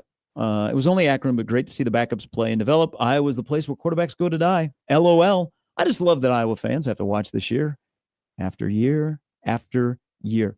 How about this little nugget? And I don't mean to be piling on Iowa fans because you're going to find your way out of mediocrity. Go ahead. Last 10 games against ranked teams, been outscored on an average of 39-7. Jeez. Yeah, that's the last 10 games against ranked teams for Iowa. My favorite stat of the week was no Big Ten quarterback has thrown for less yards in their first 2 games of the season since Mark Gronowski. So congratulations to Iowa. He'll look good this weekend because they play UMass, who might be worse than Akron. Well, they played Albany, and he still couldn't throw the ball. So Albany's got a pulse as a FCS team. UMass is really bad. But to be fair, because I do want to be fair to my native home. It's very nice of you. Yeah. He's not entirely the problem. They are missing wide receivers. They don't really have any playmakers, and they have wide receivers that run 4-yard routes when you need 5, which is always to me always like an insight to that offense, how it's built. Yeah, man, they just don't have the like big time go getters on defense, like wreckers. Sure. And I don't know if it's just 2 games. It just doesn't. Nobody stands out. So it may be just all coming together where, Kirk gets the record, but they don't have a winning record. Yeah. Well, to your point, I think the secondary looked really good against Iowa State, but it's clear they don't have a Van Ness or they don't have a Campbell. No. One more from Doug here. Again, we'll touch on this maybe in the last hour this morning. Why do we let technology get in the way of things? Just to say it is progress or cool. Case in point, Saturday night. Why? Can't we go back to having teenagers selling runs as vowels, hot dogs, and water with cash? That led to a lot of the lines. There's no hawkers in the stands. Standing there when you come out of the stands, going with technology, slowing things down, takes away jobs from the next generation, is slower and provides less volume for Aramark and possibly less money for the athletic department. I get the beer lines. You can't go cashless for that. You can go cashless for that. Yeah. Excuse me. Yeah. I can even stomach digital tickets. At least there is utility and easy transfer. That looked like the lines were backed up getting in the stadium because there are no paper tickets anymore. It's all, but that has kind of been the case. For a bit, you just got to have good internet. This country and so, oh geez, here we go. This country and some businesses try to outsmart themselves with going cashless. Taking cash is faster. Is it? This is a banker. And it teaches young people how to add and subtract, and you can do so much more volume. Doesn't Aramark make more money if they sell more product, not less? Sometimes old school is the best way. Thank you, Doug. I love the comment from Doug being like, the math in America might potentially go down because not enough kids are breaking change. The math went down in America just because of me when I was in school. Well, we've been headed that way. The income collected by youngins to be hawkers went down as well. Colin says, Gary, it was awful. Now, it's a little poll question here. Is Colin talking about Akron or the concessions? Akron. Oh, concessions. Concessions. I figured. At least in past years, I could get a hot dog, runza, or pizza from the vendors walking around. Again, not having the hawkers. It makes a difference. Well, the cardboard makes that pizza taste so much better. Well, you can get the cardboard when you go to the concession stand. But I just he wants it marinating in that container. Yes, that's exactly what I'm give me those fibers of that cardboard. I'm telling you, they're trying to do. Now, I do believe that Saturday they will be better because that email on a survey, and they have, so every Monday morning, Nebraska has a brain drain of game day, and they start working on the issues. Right. They heard from it from fans. So I think it'll be a little bit better this upcoming Saturday. But remember, Memorial Stadium is over 100 years old, and it's got a funky layout, and you're trying to do stuff that should be inside stadiums that are brand new. But more on Colin's email. At least in past years, I could get a hot dog, runs, or pizza from the vendors walking around. The concession stands at the bottom of the South have always been awful. Blow that thing up sooner than later. It is the worst experience. It's bad. Okay. And when we get a new one, Southies, we're going to celebrate. So I've been fine with just grabbing something from the walking vendors, but now with those gone, all the extra traffic was added to the lines. Lines were over 50 people deep, and that wasn't even at halftime. It was ridiculous. They have to figure it out. The South Stadium concessions, as soon as you walk in, you see that there's a line over there, and those little huts. It's brutal. What I also heard about the walk-in, the grab and go has become super popular. Sure. They maybe had been a little understaffed in a couple of the grab and go, because it did not take very long. It was like midway through the first quarter where I was starting to get texts and DMs about the concessions are awful. Do something. Yeah. They wanted you to do something. No, again, when that survey showed up yesterday, I was like, okay, they are not. They got a lot of complaints during the game. Is solving the problem just going to be as simple as they're going to add more people? Well, I think that can help. I've heard also separating the soda from the alcohol. Sure, makes a huge difference. If that would help. Were they not? Because that's what they do at the basketball games, where you can they have their own alcohol. I guess not. Remember, you're very limited on space. It's logistically, that's the hard part. That's why South Stadium is garbage. Not the people that sit there, because we put up a lot, but it's just the way it's built is it's built for you to go to the football game, have a miserable seating experience, and enjoy the game. It's not like, oh man, I'm hey, and then you know what? And it's because the overall experience in Memorial Stadium is fantastic. The show they put on, all of that stuff. Yeah.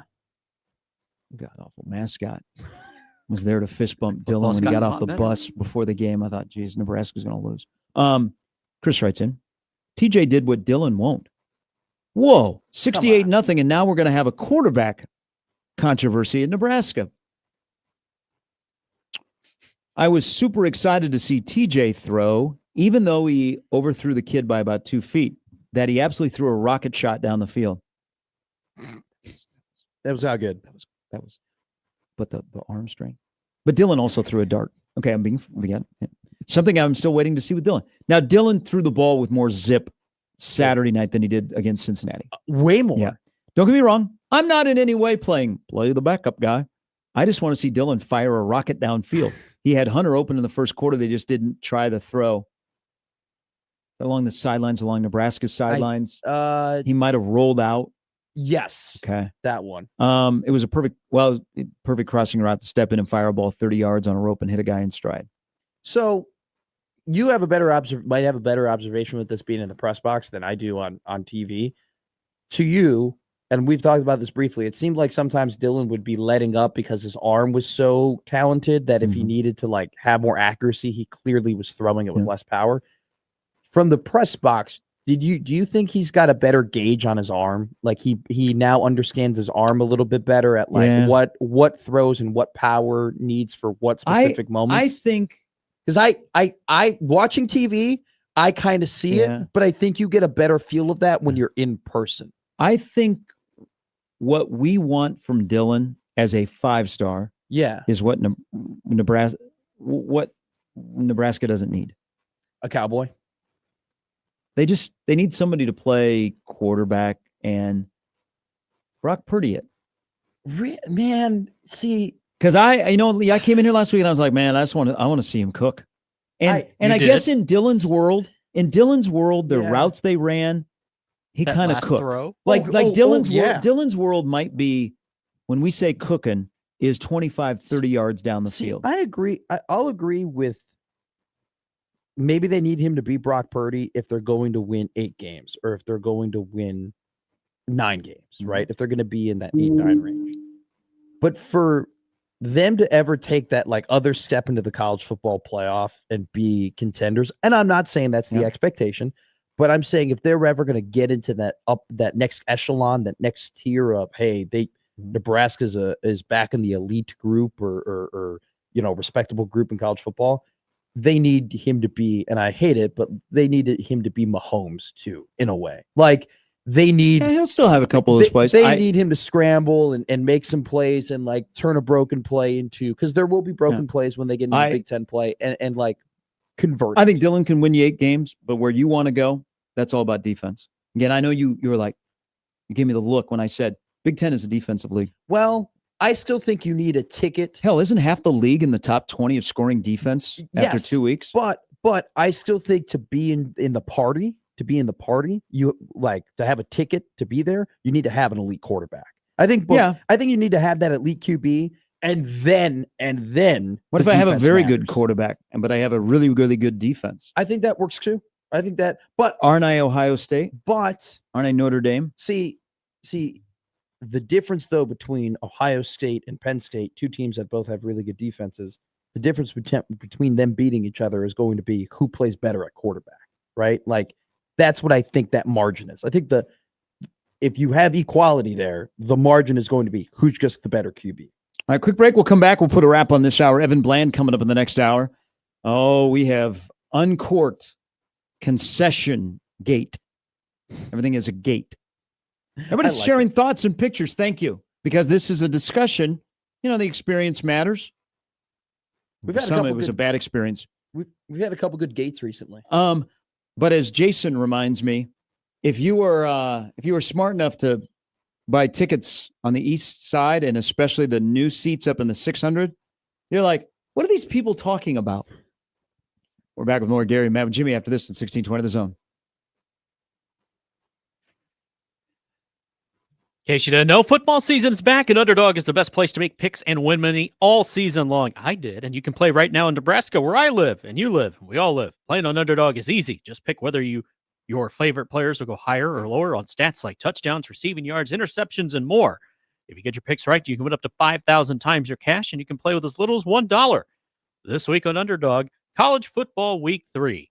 I don't know if Nebraska and Houston Christian is going to be there, but if the Huskers are, I'm just going to go out on a limb and take a lot of hires. We'll check back later this week. Download the app today. Sign up with promo code ZONE to score $50 in bonus funds when you play your first $5. That's promo code ZONE.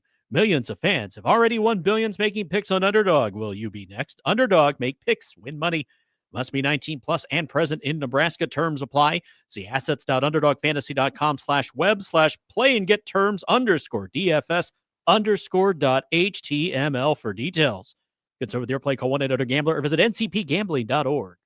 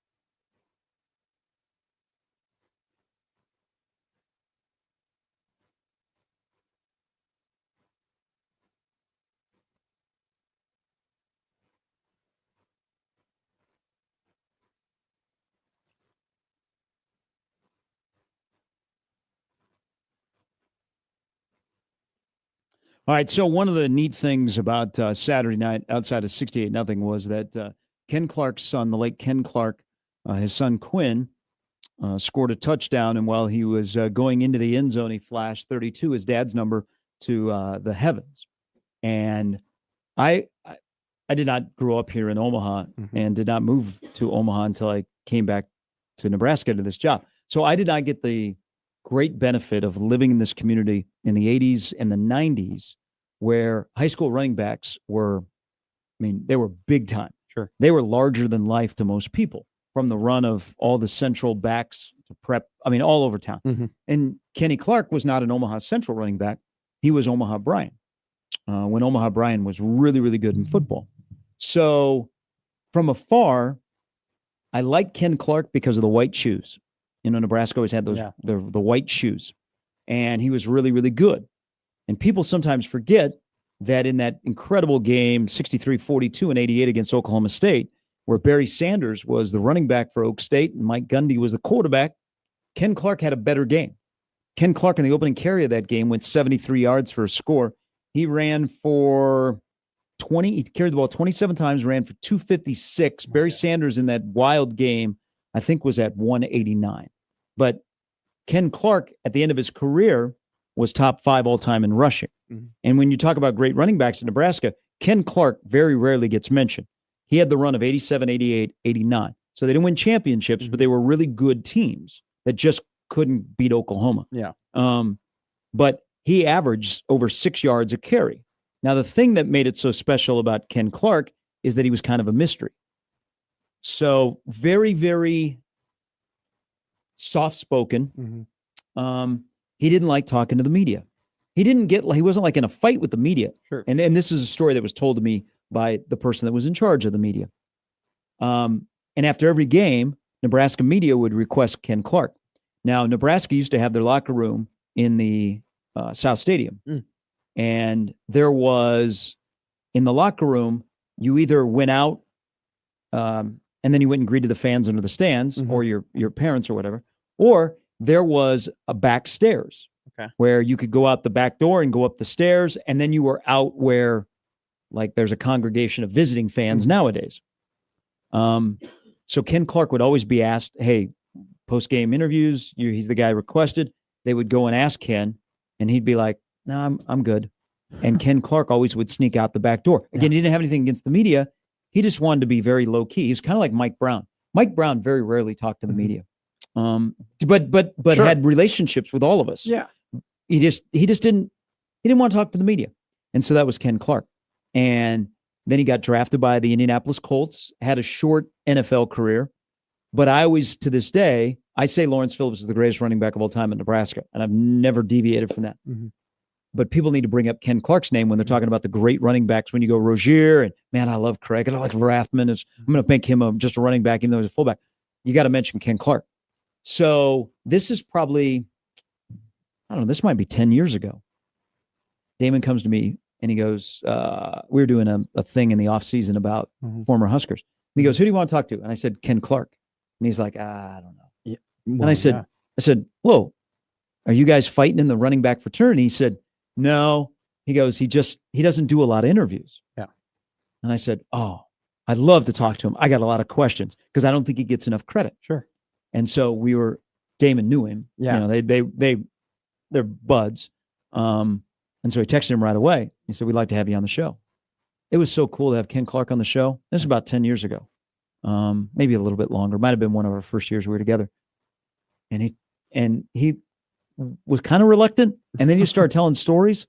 And I was like, man, this is awesome. Yeah. He's just somebody who people just don't bring up because he didn't talk to the media. Like Mike Brown was one of the best defensive players of all time. I think we realized that, but he wasn't like in the forefront of talking to the media and having great sound bites. Yeah. So sometimes when you're rattling through guys, you forget about him. Sure. I hope Ken Clark is not that way, but what his son did was man, so cool. That's pretty special. It was so, man. And I did thank you when he did it because for me, right, growing up where I grew up, like you learn about the greats, and you learn about the legends, and you learn about stories and whatnot. And so like that's when I've done my like a debrief of like Nebraska football history. You're so right on the head with when you've had so much greatness and you have the titles in 94, 95, and 70 and 71, like there are kind of those eras of really good teams and really good players, but because maybe they didn't get over the hump or they didn't, have that same amount of success, we push them into like another bin, right? And like that's kind of what, Mike Brown and Ken Clark, like you kind of like push them to the side, and yet you don't like fully acknowledge like truly how great they were. But I think that is kind of the beauty of like being connected and attached to such a traditional franchise or traditional program. There are just so many dudes that you can just say name out and be like, he was great, he was awesome, he was great like that. And it's always interesting now, especially today, like how many less of those guys that are out there that just they're just soft spoken. You know how much respect Ken Clark had. It wasn't just Damon or Vershawn that pushed Rule. There were like 3 other of his former teammates that said, hey, his son, he's out in Montana. You got to watch him. And they got him here for a camp. And as Rule told the story, the rest was history. And we need more of Quinn Clark playing. He's so long. All right. Next hour, Evan Bland stops by on 1620 The Zone.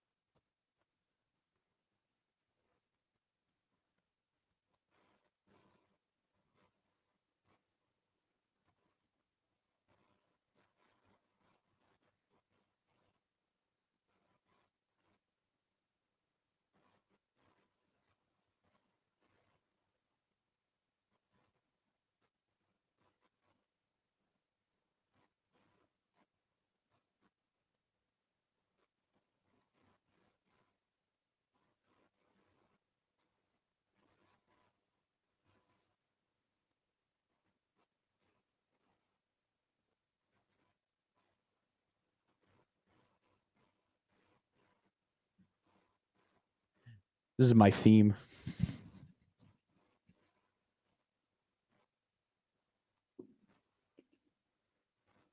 I miss MTV videos. I didn't know the had MTV Video Music Awards were still a thing. They were on last night. Don't they have to have music videos in order to have an award? I saw the like preview for it, and I was like, do people still watch this or care about this or like pay attention to it? Like, are we like writing in people's like Wikipedia pages how many Took away Big MTV Brother Music for a night. Awards that they won? Like, seriously. Glad to see you and everybody that is joining us this morning. By the way, the Bills beat the Ravens 42-40. Yes, they were down 40. They were down by 15, 40-25 with about 8 minutes to go, and they came back and won. The Bills had more total offense in the fourth quarter than the Lions did their entire game against the Packers.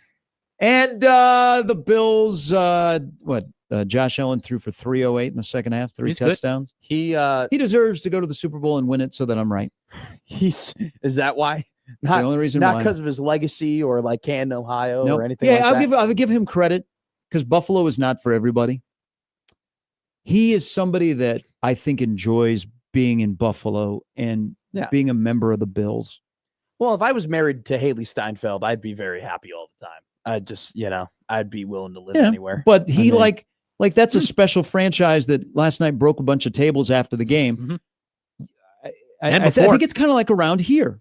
It's like Nebraska's not for everybody. Buffalo's not for everybody. But if you find somebody that enjoys being part of Bills Mafia or GBR Nation, I mean, you're like a little bit more of like, okay. Well, so, and especially when he's your quarterback. Start breaking tables in Lincoln. You're like, okay, here we go. Well, I think that people here in this state can agree that there definitely is the pride of being from Nebraska and living in Nebraska because those stupid jokes about, Nebraska exists and, it's just a flyover state. Like, it does bother people. And like Nebraska as a state is overlooked. And I'm sure Buffalo feels the same way about being overlooked. Tough life. Tough life. So much snow. You can see it on people's faces, even during the summer when it's absolutely beautiful up there. But you look into their eyes. Freezer burn on them. You can look into their eyes. You can look. Hey, this is coming straight from the OG Gary Java, who is a Buffalo man. You can look in his eyes and you know that winter is coming in Buffalo, even though it is beautiful out there during the summer. It's a different. I applied for a job there. Yeah, sports talk job. Oh, that's right. WGR 550. Like not like recently. Yeah. Whoa. This has been a while ago. Like a long time ago. McMaster show premieres. I was like shortly out of college. And the guy that was interviewing me said, "You do know it snows here, right?" And I said, "Oh yeah. I grew up in the Midwest." He's like, "It snows here." And did he call you back? He goes, "It snows here." And I was like, "Yeah." Like, okay. Yeah. We did not have a second interview. Did I ever tell you the interview I had with one guy where he goes, "Do you have a girlfriend?" And I go, "No." And he's like, "Do you have a wife?" I go, "No." He's like, "Any of your family coming up here to live with you?" And I'm like, "No, just be me." He goes, "All right, good. We're going to work you to the bone if you end up getting this job." I don't know. Sometimes I've heard sounds painful. I've heard people in our business, they will tell the interviewer, "I don't have a life. I don't have a girlfriend. Don't have a wife. Don't have kids. I don't talk to my family. I'm just focused on my job." And they go, "Bam, you're hired." I don't even like people. I am glad to see the people that are joining us today. You all survived Red Zone having commercials yesterday. I was worried about you. I was worried about other people that Red Zone would sneak a commercial there in the second quarter of the Raiders-Patriots game for the first time, and it'd be over. I'm here to tell you. It'll be ruined Scott next Hansen year. is still with us. Yeah. That's a different conversation. But it wasn't. Was it distracting? I wasn't watching. No, Red Zone. they split the screen. Okay. So it was side by side. I was just picturing. If anything, why did they do it sooner? 15-second commercial. Yeah, when they said it was going to be 4 15-second commercials, we survived. I was like, when they said that, I'm like, I sounded like an idiot the other day because I was freaking out and like on my soapbox about how YouTube TV needs to give me a refund. But before 14-second, no, it was fine. 15-second commercial. That's what you young kids do all the time. You just want to fire, and you complain and complain and complain. Next thing you know, Billy Napier is not at Florida anymore because of your generation. And because he had a spit gate, and it's going to be a little bit tougher to survive this year. I like my reasons better. I went with the non-red zone look yesterday. I went with just, all right, we're going to put the 8 games on here, and we're going to make this thing look like an absolute sports bar. It was absolutely incredible. I mean, if you have the means to do that, that's good. I will say The Apprentice loves red zone. Loves it. That's She great. loved the colors and the sounds. And A little sneaky here. Did Yeah. you buy your NFL Sunday ticket package? Did you Nice have get red it? zone. So I went ahead and I my bought team plays at on least for primetime. another week whenever they want. Well, it must be nice being a Chief fan. You just No, know. it's not. What do Not you mean? today. 3 Super Bowls. You got Struggle- 3. I was about to say. No. We're in the present here. The Worthy Okay? thing Hey, that hey, did suck. Hey, Nebraska guys, we're in the present now. Okay, this is new Kansas City, and I didn't like the first half struggles. I didn't like that my defense looked slow. I didn't like that I paid Karlaftis a lot of money in the offseason, and he looked terrible. Okay, and I also did not like the look that I lost one of my wide receivers, one of my top 2 wide receivers. I'm already missing one of them. I lost one of my top 2 wide receivers 3 plays into the game because of that injury. Yeah. Okay, and I have a guy who is great, and I love 15, Then he but he's a told him to shake it one-man off. show. So you know what? Yesterday, well, the Dolphins were melting down and they were behind 30-0. Sorry, and the Nick. Colts scored on every single possession. I went and looked on Sport Track. Could I afford Tyreek Hill with the Kansas City Chiefs? Could they make that contract work? Okay. You went on All right. Spot Track Yeah. to Wow. figure it Yeah. out. What did I say? Sport Track, Spot Track. Yeah, Yes. yeah. Yes. Which has, I could do all the moving and see if he could fit. It'd be a little bit tough. Get Veach on line 1. I feel today like I felt 2 years ago when the Chiefs lost at home to the Raiders. Okay. I know that the AFC West is going to be a dogfight. I've prepared myself for that. The Chiefs are in last place. That was their last But loss. I do want to say this, that after the first half struggles, the offense was pretty good. Yes. And they played bad for Kansas City standards. They only lost by 6. It was not as bad as Rich Eisen and Kurt Warner together on the broadcast. Rich is a great sport talk guy. Probably my favorite. Great host. We I love can, Rich. I can do without One of the him Sports doing Center goats. play-by-play. Back when he was good. His call on Bucker. That was good. That was good. That was good. While you could be like, man, that's like slightly inappropriate, was very funny. Yeah. Very, very It was funny. Friday night. Okay. I by the way, I was doing this the whole time. Smallest violin over here. You get the smallest violin for the Kansas City struggle. We're talking about 2025. We're not, hey, They're we got going to to move be on. fine. I'm sorry. I don't mean to be that We guy. have a but I'm must-win game totally against that guy. Philadelphia this Sunday. I think that Jalen Carter should be suspended for the year. You and my sister-in-law both have said It's a it. She said the disgusting season. act. I'm sorry. You're gonna get. Yeah, And- where did all of a sudden, by the also a thing here, where did in this world we just get into that spitting was just, you know what? Yeah. Did we forget COVID? I thought I wasn't looking at you for a second. I thought you actually like hit a loogie somewhere. What? Who in the like, That would be nice. Not very. the kid of Florida, dude? You just cost me my job. Okay, you're going to be fine. They're going to give him a lot of money to go away, though. The game. He cost him the game. He did. But you know what? Florida football has only been good when Spurrier and Meyer have been in charge. Look it up. Outside of that, they've kind of been Iowa-ish. The Zucker could recruit, but that's about Is it. spitting back? Whole God no. I'll tell you what. no. We're This could get some bots. Another person spits on another person. We're going to have some speaks, but I don't know why. Jalen Carter pulled a college thing. What he did, Yeah. spitting at somebody, like we all spit, like we spit on the ground. Yeah. Okay. Spit on that thing. Talking about the ground. Oh, I'm sure. Yeah. But spitting at another person, that's a gots to go situation. That is one of the most disgusting things you can do just in general. It's to down there. Somebody. It's atrocious. I've cut spitting out of my I don't do it anymore because my mom will get pissed at me. She gets so mad. When I'm cutting Like- weight, I try and spit as much as possible. Does the saliva help you? I mean, I'm by the way, being a little cutting, bit- cutting weight for what? Are you in a being- UFC fight we so- don't know about? So Are you on Bud's undercard? no, nobody wants or deserves to see that. I think it'd be fun. A guy I went to high school with was a really good wrestler. Okay. And I don't know if this is true or not because I am clearly not a doctor. But when he was trying to cut weight, one of the things he did, he would spit into a glass, just continually spitting. Wow. And he goes, yeah, this helps me cut weight. I don't know if that was true or not, but that's one thing he did. And he did like finish 5th in the state wrestling tournament in Iowa. Kidney Yeah, stones that's and an impressive. I infection was about helped to me say, lose in the weight. state that you were in. That's highly impressive. Yeah. I knew a kid, he ate butter. That To was lose his- weight? Yeah, that was his deal. He was cutting weight in wrestling, Yeah. and he's like, He just ate he butter. was such a nerd, this guy, and such a ugh.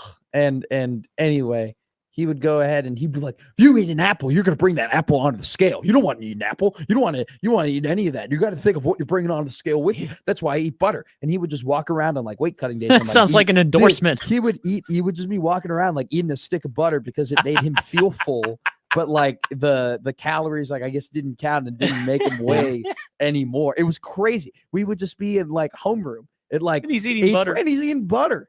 Just got a stick of butter. It was crazy. So Fremont Fred says you can. Now I'm listening. I don't know if Now I'm listening. Now you're dialed. am I really taking this from Fred? Educate me. He said you can spit off a pound in a day That's if you're not true. cutting weight. That's not true. Now, in the most Yeah, that's not barbaric, true. what I Fred think is said one it. of the most barbaric weight cutting aspects that I've seen is they have guys in the UFC like take a hot bath and like a really hot bath, and they're already super dehydrated, and they just literally like pin them down in this bath and just have them sweat off all of the weight like into the bath water. It's disgusting. Now you just take a shot. I know I saw less and less of those commercials for the NFL. I feel like those have been the new like singing Jardians commercials and all that. Like, Yeah, we all got diabetes. Dude, that's taken the place of like Whopper, Junior Whopper. I mean, It's a little pill. I'll The tell big you, story. I'll tell you to what, tell. in terms of commercials, I said it last week. I'll say it again. Megan, I could see us together. I just can't see you on my Saturdays and Sundays. she Megan was less and less though. She was considerably less. No. I've already filled my quota of Peyton Manning commercials and Megan Jeez. Trainor commercials. I'm gonna watch the Manning casks for about 5 minutes until. Well, when your I team's get playing, annoyed. it's different. You know, I'm just gonna get get really pissed tonight when Justin Jefferson has a 75-yard touchdown and the Bears are down 17-7 in the third quarter, and then I got to deal with I take once a day Jardians. Get it off my screen. Get it off. Is that the audience though for Monday Night Football that they're after? I mean, I think that's the audience for sports. Just oh my god, it's always Watching Price is the- Right during my the 6 Big weeks off. Let me tell you, we're all the, sick. the Big Ten Network is literally just a funnel of all of those different like weight loss commercials. It's everything. It's insane. Every Limitless commercial mail. is some different type of song. a that's pill. So just- let's also. Here's another one we're gonna put that it's. I've seen enough. The dancing umpire from the Savannah Bananas. Oh, you're out. Every other block of commercials on my sports viewing. Okay, They're all in congratulations. cahoots. We're all out there. We're all trying to lose weight and be healthy. Yeah, I'm good. I'm good. I'm getting so much of the Savannah Bananas owner on my algorithm. It's crazy. I think Jesse, dude, he might be They paying listen to you. Instagram. He might be paying Instagram to like get more action or more views or whatever because it is being pumped in my every other swipe is him talking about how much he loves fans. I'm not disparaging him, by the way. I'm not They were talking in crap. San Diego this weekend. Yeah, they did a skit about the Phillies Karen. They run. It's actually incredibly impressive. Like his breakdown, they run it like SNL. Yeah, I mean they Yeah. have like a writers meeting and everything like that. You It's might be able wild. to see Luke Combs and Savannah Bananas this next year. Are you up going close. to? Are you going to pick a team for when they make the Banana Ball League official? No. You're going to be a Texas tailgater? No, I'm not. No. Evan Party animal Bland. guy? I'm intrigued by them. Okay. I also thought at one time I was rooting for the Washington Generals. And then I was told, no, you root for the Globetrotters. You liked underdogs. But I feel bad for those guys. No, you don't root for them. You don't buy T-shirts that say Washington Generals. Did you bet on I bought a Sham as cowboy opposed to shirt. Secretariat? I did not. All right. Evan Bland still to come within the hour. Also, we're going to debut a new segment coming up at 9 o'clock that I think all of you will enjoy. It's still ahead on Gary and Matt with Jimmy on 1620 The Zone.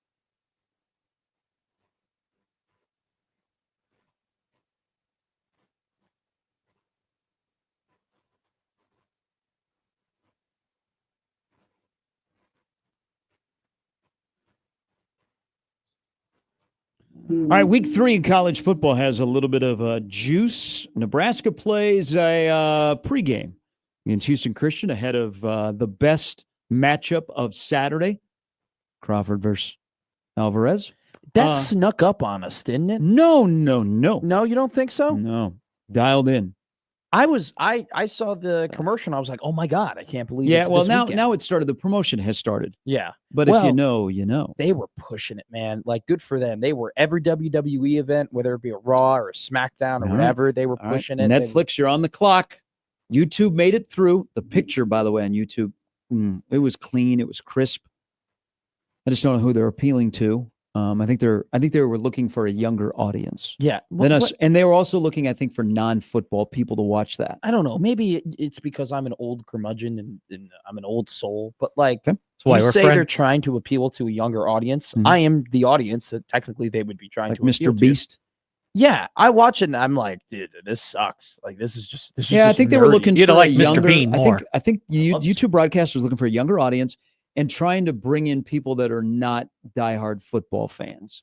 But the picture, just like Apple TV, I was watching the Cubs on Friday, a terrible series, by the way. Like Apple TV, the picture is clean and crisp. YouTube TV was the same. So Scary. Netflix, you're back on the clock. That is- But week 3, sneaky game in the Big Ten. Minnesota goes to Cal. Georgia, Tennessee is game day. Texas A&M, Notre Dame is a banger on Saturday night. Florida goes to LSU. And in attendance will be the 66-year-old guy that's in the LSU band. That's like, Fox is at Oregon Northwestern. why? Good luck. Why? Hey, Vanderbilt, South Carolina is also a sneaky good game. I like, there's things you can make fun of Vanderbilt, but they outscored Virginia Tech 34-0 Mm-hmm. It's a good school. in the second half. They win in the margins, which you have to be successful at Vandy with all the things that are against you. That's Vandy, South Carolina's a good game. And then the greatest and biggest sporting event ever on the CW, outside of Thursday Night Lights for high school football here in Omaha. The South Florida Miami game Whoa. is on the CW. That will be. That'd be pretty That's good. actually incredible. That's a great Yeah. And- point. That will be incredible. And the most misnamed college in America, USF. Tampa is not in South Florida, but they are going to South Florida to Mhm. play. So it's a Um, homecoming of Man, sorts. that South Florida win just snuck up on me because Florida was down. They go ahead, they score, they take the 16-15 lead, and it seemed like, all right, they're in the swamp, it's over. That's like it what was I done. thought.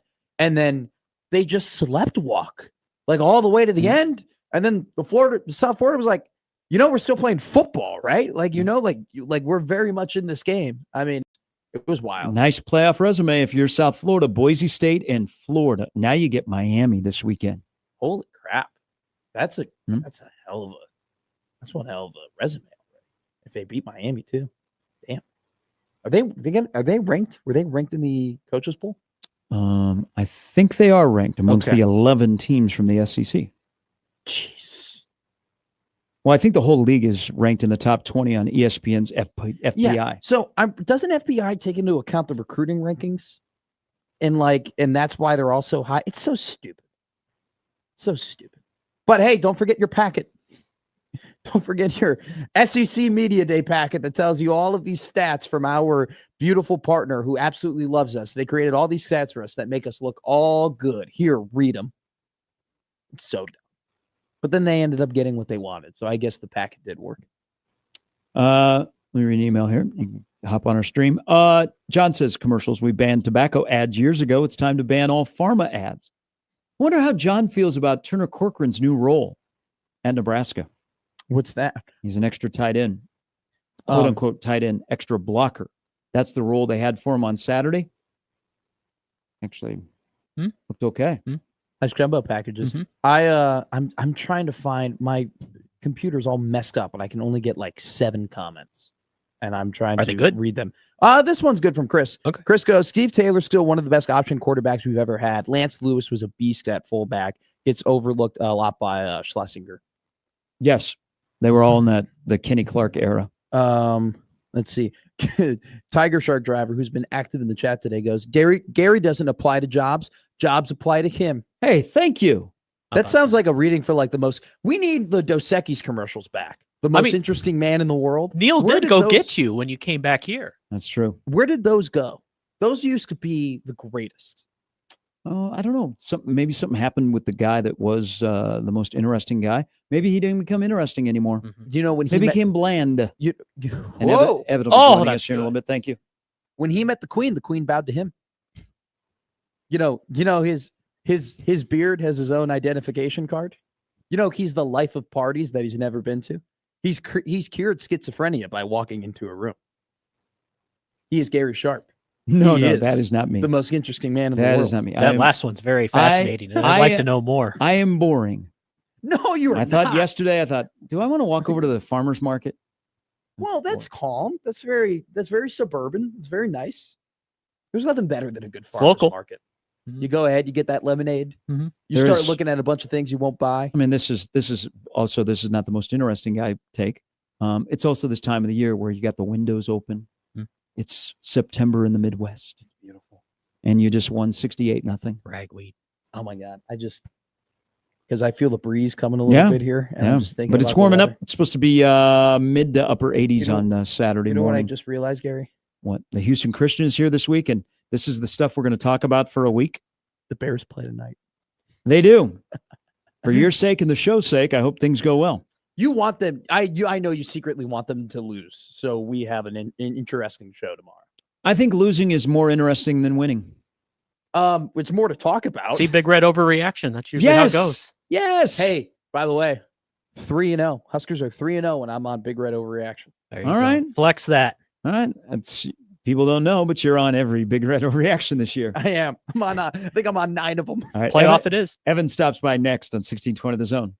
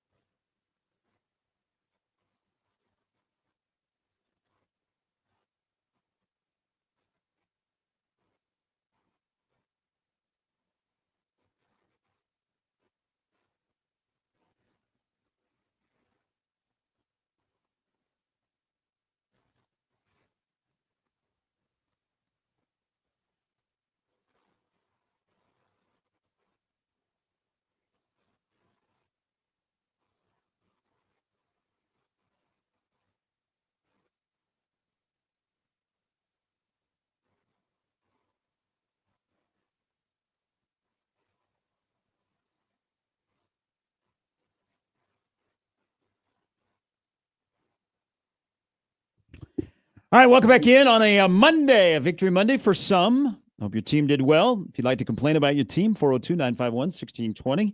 It's 4th and Monday. One more game to go tonight here on The Zone. Monday Night Football, Vikings, Bears, and then we're on to Houston Christian. Something we've never said before. Let's talk to Evan Bland of the Omaha World Herald. Good morning. Morning, guys. All right. So, opponent aside, Nebraska had to do Nebraska things. How much did you learn about Nebraska on Saturday night, and how much have you learned about them through the first 2 weeks? I feel like maybe we learned a little bit Saturday night about their killer instinct. Maybe. I mean, that's a game where Nebraska in the past has played down to its opponent. I mean, you think back even to the Northern Iowa game a year ago, where they just kind of went through the motions and they knew they should win. Like, this was a game where it felt like Nebraska was internally motivated and not externally motivated by what was going on the other side. And so that, to me, looked like culture taking hold a little bit, guys believing that, games are precious and getting tape is precious for showing what you can do to scouts and the fan base and things. So I thought that was encouraging. Like that to me was the biggest takeaway, was Nebraska did not let Akron stick around. They clearly were the superior team, and they played like it from the starters on down. I think the jury's still out on some of the other things maybe that were of concern in the opener. Like, Nebraska was explosive, but how much of that was the opponent versus them figuring some things out?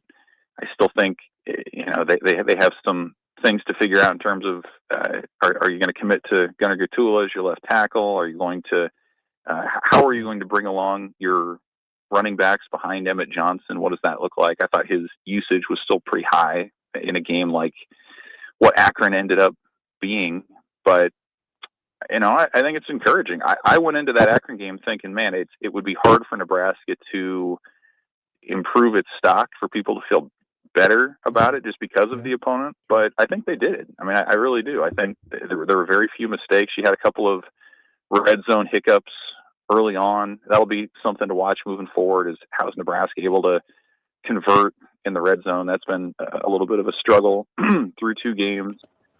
So you can kind of nitpick on things, but this is like what a healthy program should be looking like after 2 weeks, is where you're looking at the little stuff and the win, was never in doubt and that sort of thing. So I think it's been very positive. People that have predicted 8-4, I was in that camp. I'm still in that camp. I don't think much has changed there, but it just feels like that was a game that should have been business as usual, and it certainly was all of that. So 49 players, this scored to PFF. 49 players played on offense. 46 players played on defense. So you had a total of, doing quick math there, 95 total guys who took snaps or got graded by PFF. Was there anyone specifically, Evan, that you were watching and you said, hey, that guy, I want to see him out there more. I want to, this shouldn't just be an Akron thing. This should be a Michigan State, Maryland, Minnesota thing.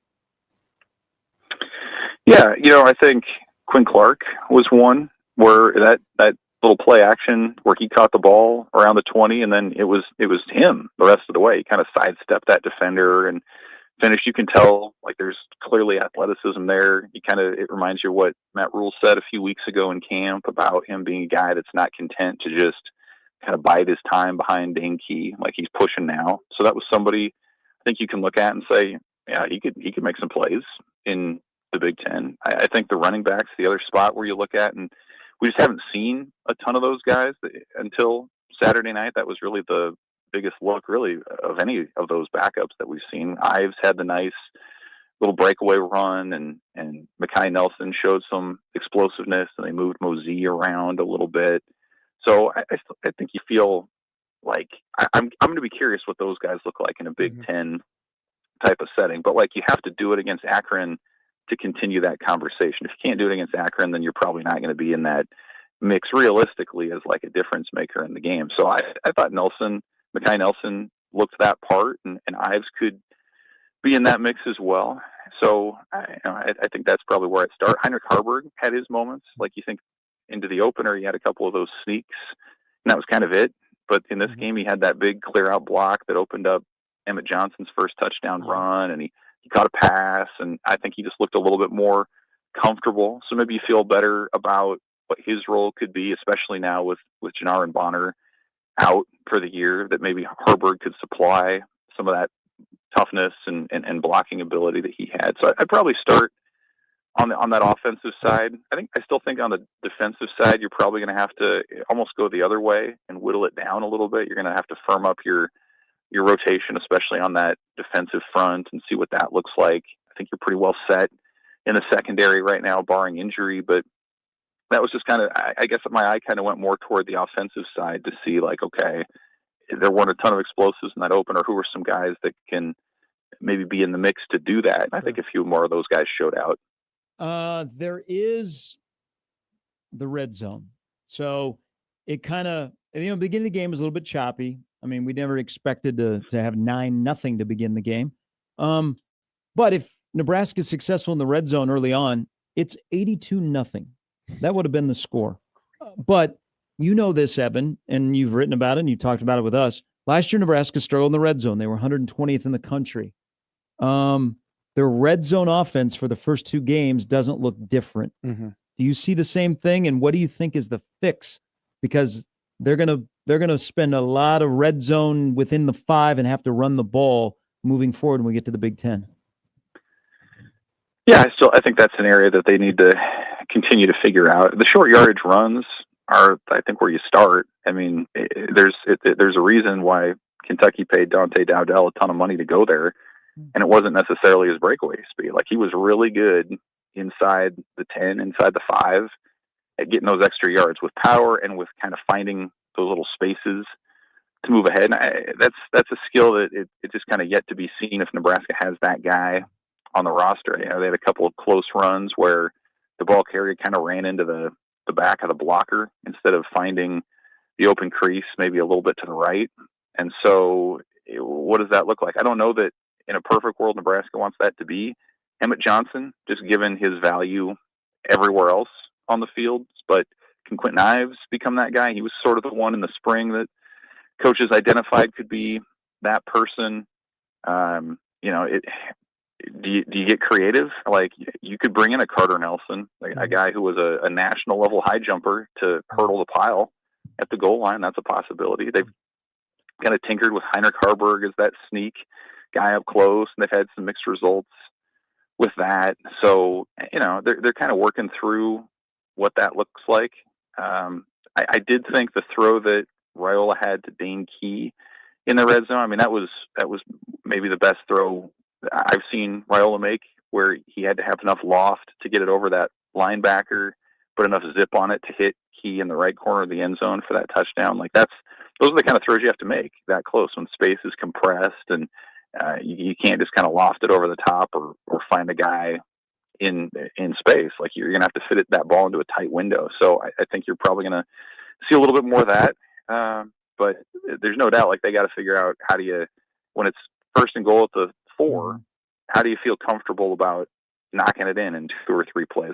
They haven't quite gotten there yet. I'm sure that's something Dana Holgerson's going to be focused on this week. Matt Rule's going to be focused on. I think you have the offensive line to generate that push and to give those guys a chance. And they brought Kem Lenhart in from the defensive side to be kind of a lead blocker at times. But I think they're still kind of figuring out who do you want to have the ball in that situation. And certainly those are the kind of moments that are going to swing games once league play starts. What have you seen just improvements from Dylan from last season to this season in terms of just technique, him in the pocket, him with his throws? What observations have you made about number 15? I mean, I think the main thing has to be his willingness and ability to play point guard back there. I mean, he completes 78% of his passes in the opener. I think 78% on Saturday night. Couple shots downfield this time, a little bit more than what we saw against Cincinnati. But to me, that shows like a real understanding between coach and player of what they want to do. I mean, Matt Rule kind of described it again Saturday night, like he wants Dylan to play quarterback. This isn't a situation where they want him to scramble and figure it out on the fly. Like, they want him to get the ball out, get the ball in play, as they say, to a receiver, and let them go from there. And so I think that's kind of the main thing to me, is like, he's willing and able to be a distributor of sorts, and it's translated into a couple wins, and they've looked pretty good doing it. He's slimmed down, clearly. We've seen that in the off season, so he's running a little bit more. I don't know that he's totally smooth and natural sliding after the run just yet, but I think too, the intangible piece where Rule talks about Nebraska giving him more freedom at the line than maybe most quarterbacks have, in terms of checking out of plays or making adjustments when he's able to read the defense. So I think that's where the experience piece comes in. He's done this for a year. Nebraska trusts him, and he clearly knows what he's doing there. So I think this is kind of what they want the offense to be. And how many years have we kind of said, what's the identity of what Nebraska wants to do on offense? And it was kind of a mishmash of different things. I think we're starting to see a little bit more definition in what they want to do. And again, Raiola has to be bought into that for that to happen. And I think that's happened through 2 games. I don't know if it'll be brought up today, because last week when it was brought up of who, and Rule had already said Gatula starting. But Pritchett came in and he didn't pout. He didn't play until the game was completely, out of hand. And he played a lot of snaps, not necessarily with the ones. I think they were all with the 2s and the 3s. What do you think the discussion will be, Houston Christian on into next week, about left tackle? I expect Houston Christian to be somewhat similar to what we just saw. Like, it's essentially another NFL-style preseason game where you can figure out your depth and see what guys can do in a game setting, in a live setting. And they've made it clear what they want to see from Pritchett. Like, the ability's there. He's a good teammate. He's working hard. It's like, it's the on-field stuff. It's being locked in enough to avoid a false start, and knowing who to pick up, and what your assignment looks like on a given play. So he's going to have another week, I think, to show that, an opportunity to do that.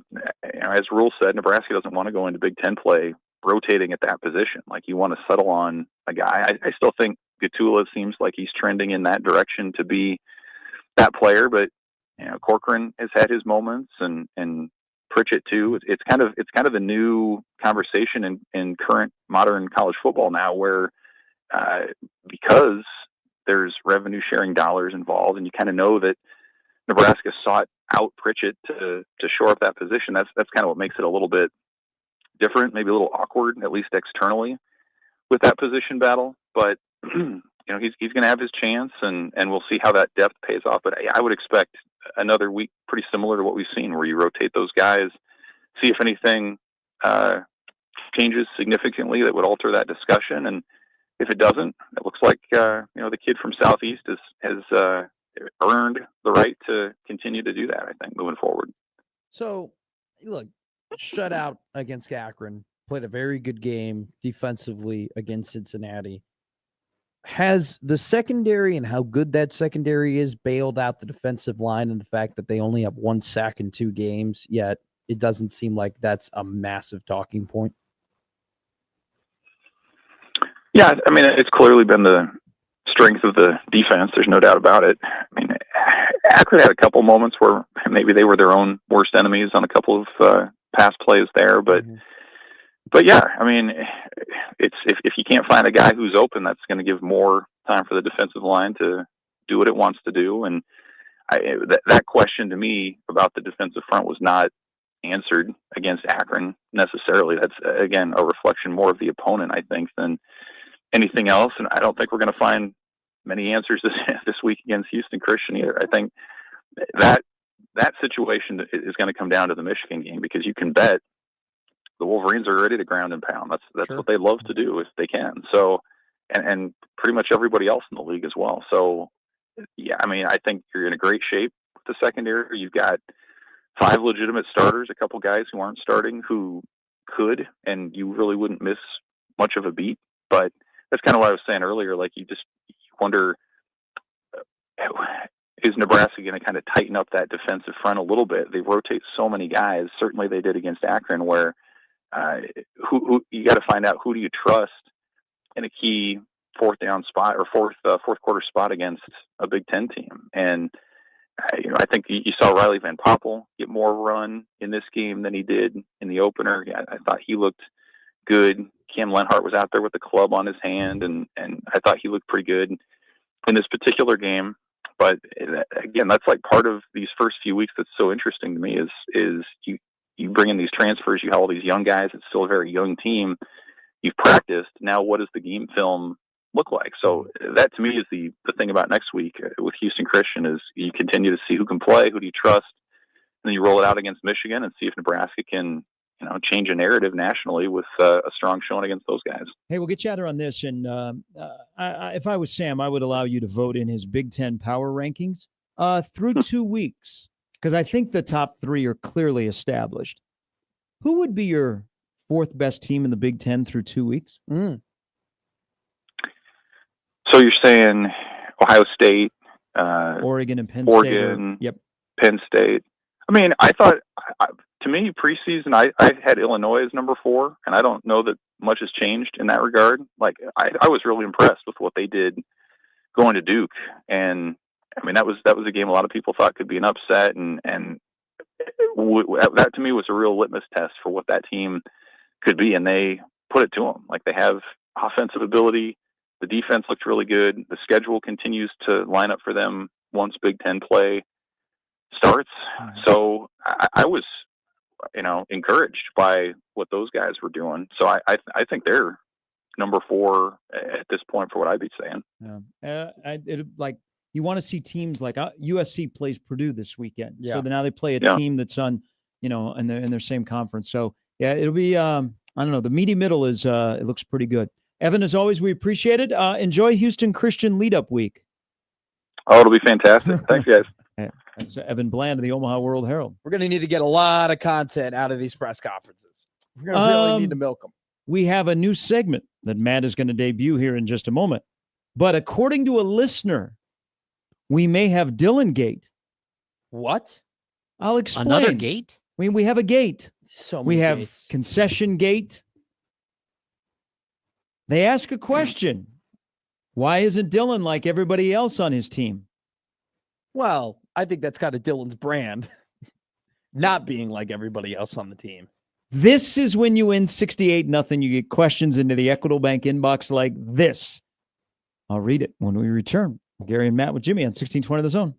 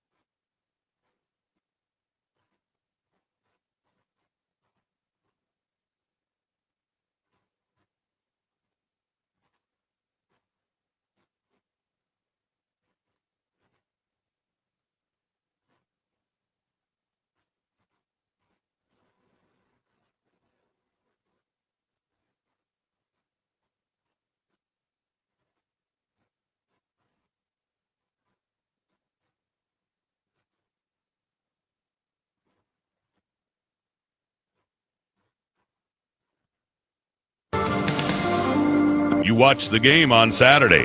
You rewatch the game on Sunday. Now sit back with Gary and Matt as they run through the tape. I want better etiquette, but more than that, I want better execution. We clear on that? I want better execution. Playoffs? Don't talk about it. Playoffs? You kidding me? Playoffs? I just hope we can win a game. In life, when things get down and don't look great, keep your mind straight and run through the tape. Let's go to eat a damn snack. That is right.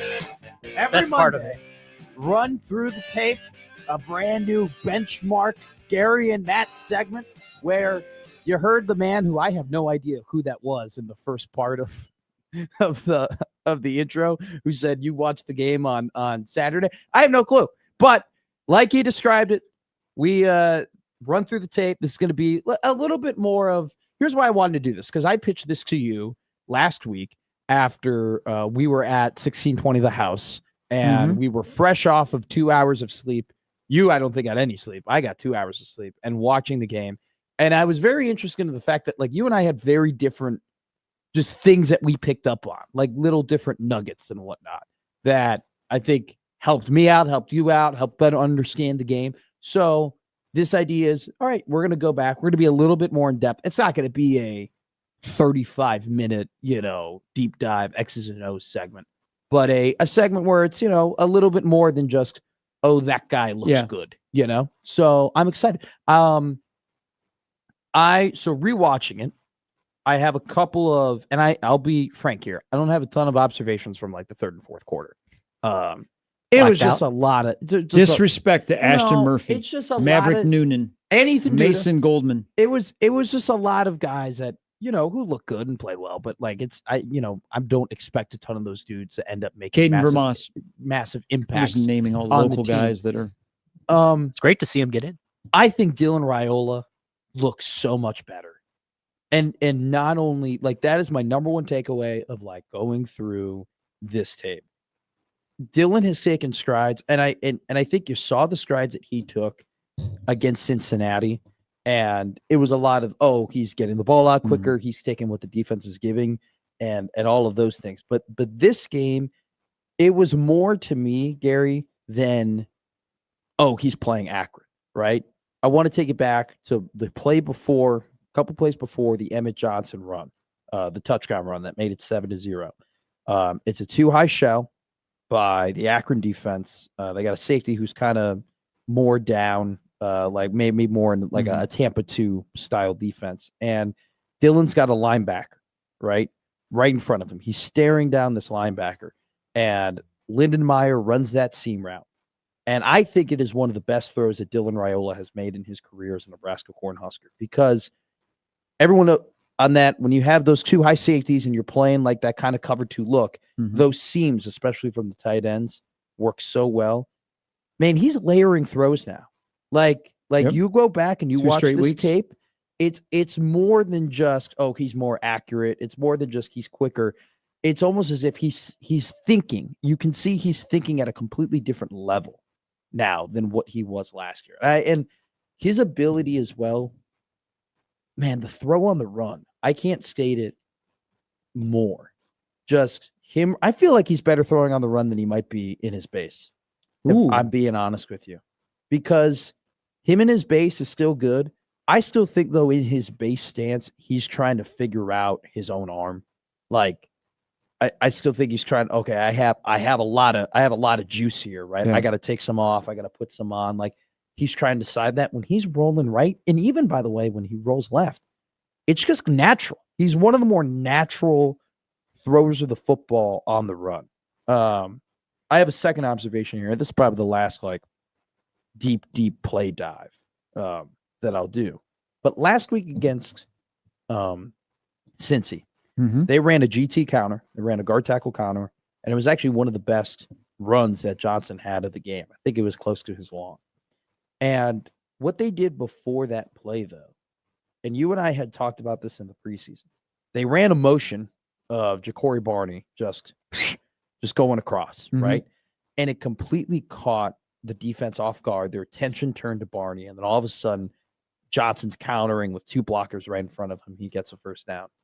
They did the same. They did something very similar on that. And go back and watch. If you go back and watch that Emmett Johnson touchdown to make it 7-0, they go ahead and I think they threw, it was Barney again. They throw him on a motion. He comes across the defense. The entire defense shifts their attention to Barney. And then who's coming the other way? It's Heinrich Harburg. And he kind of sets that block. And then Johnson comes and he has that long touchdown run. Their ability and Dana Holgerson's ability to use motion in an effective manner, not just throwing a guy, not just running him to run him, not just saying, hey, we're going to do a motion to look cute, do a motion to look pretty.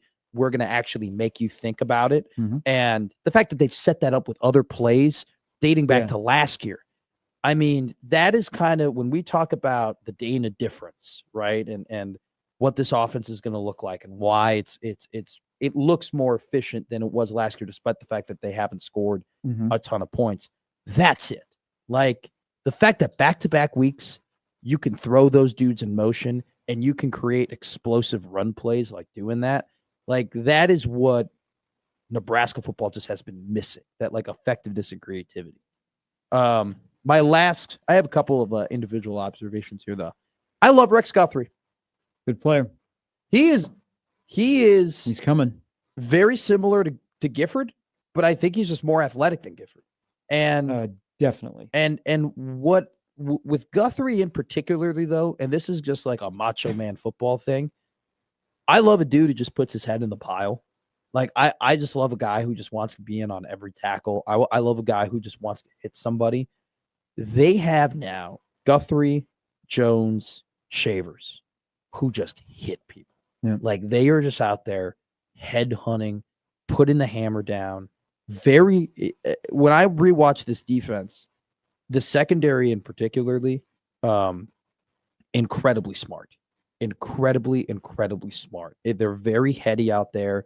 I want to give Butler and I want to give Addison Williams a ton of credit. Like their ability to communicate, their ability to pass certain routes in the back half, their ability to cover multiple zones.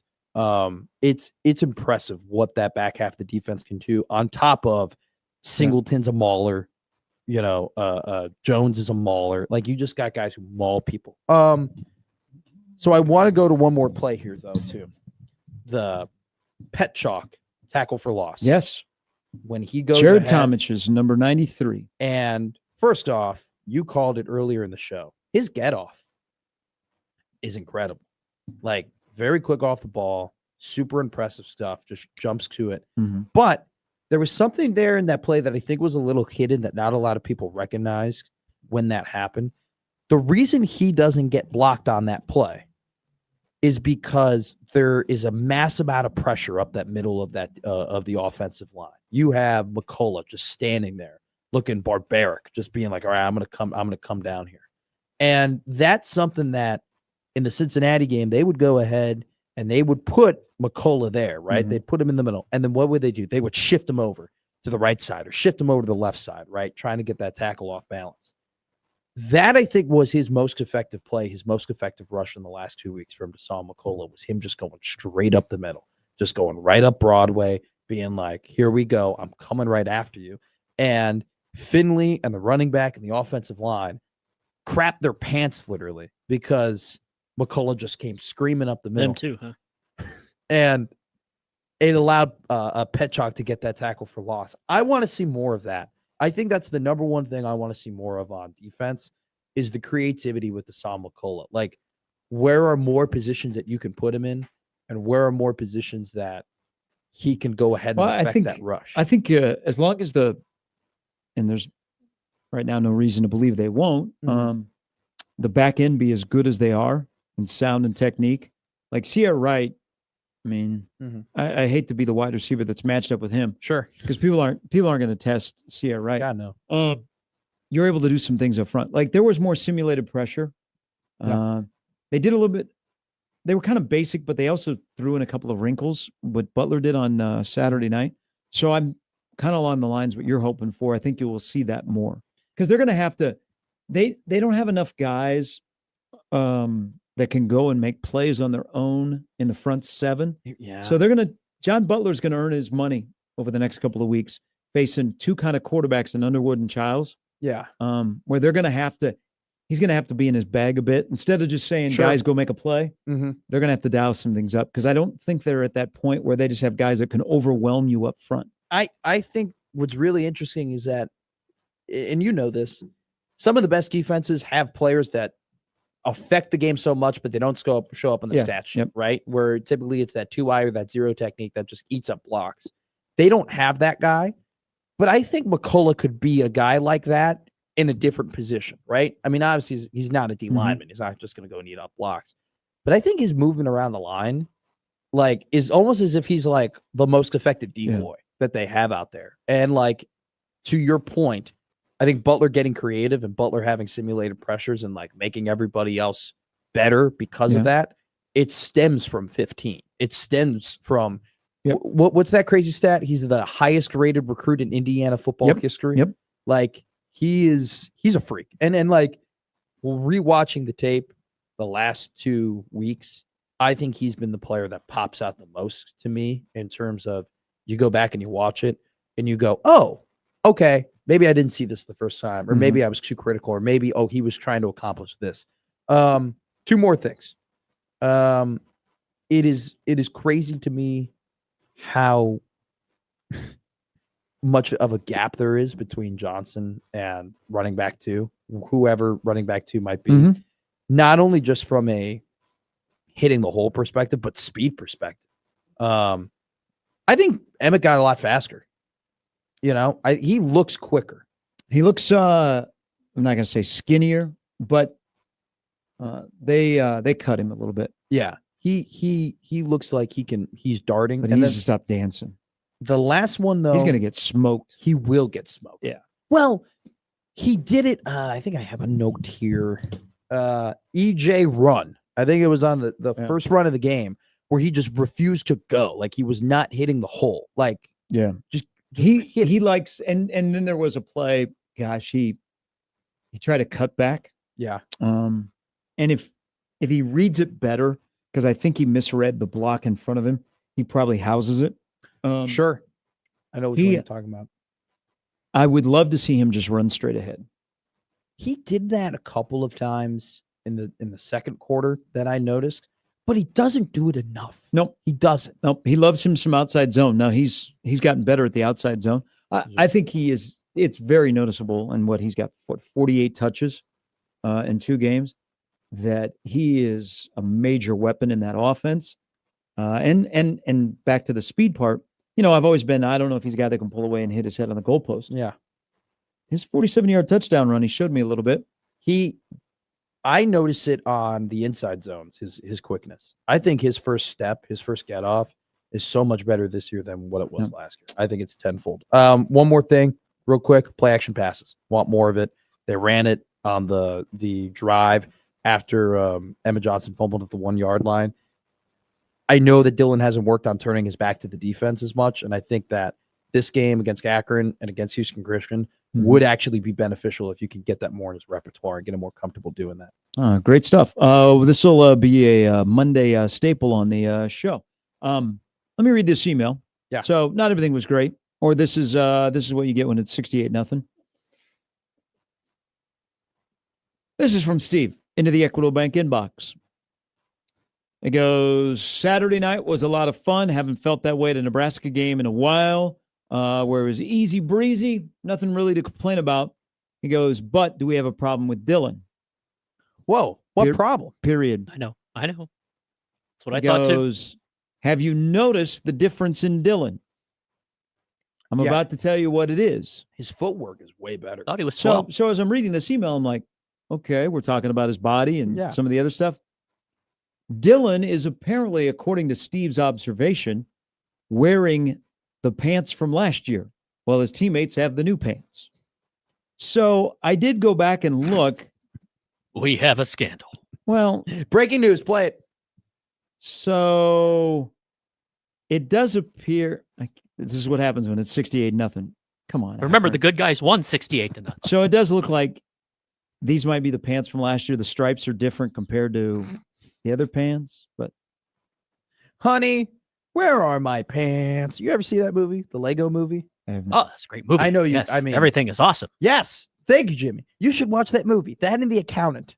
Have you watched The Accountant yet? Sports has started. Gary. I'm in the middle of a pennant race, man. Yeah, he does have a point. Okay. Hey, kinda- we are. You're on to the Bears. You've given up on the Cubs. You have read that perfectly. You were Yeah. trying to talk Oh. off air. You're trying to Dude, talk. all about I can the think Nat- about is this is going to be 2019 all over with the Cubs again. I've been telling got you this hurt. for months. PCA Tucker. Now I got my closer. I just. Hey, But we got a big series in Atlanta tonight. Unfortunately, their rotation is set up pretty good, but we're okay. Hey, we still got a lead for home field advantage against the Padres for the wild card.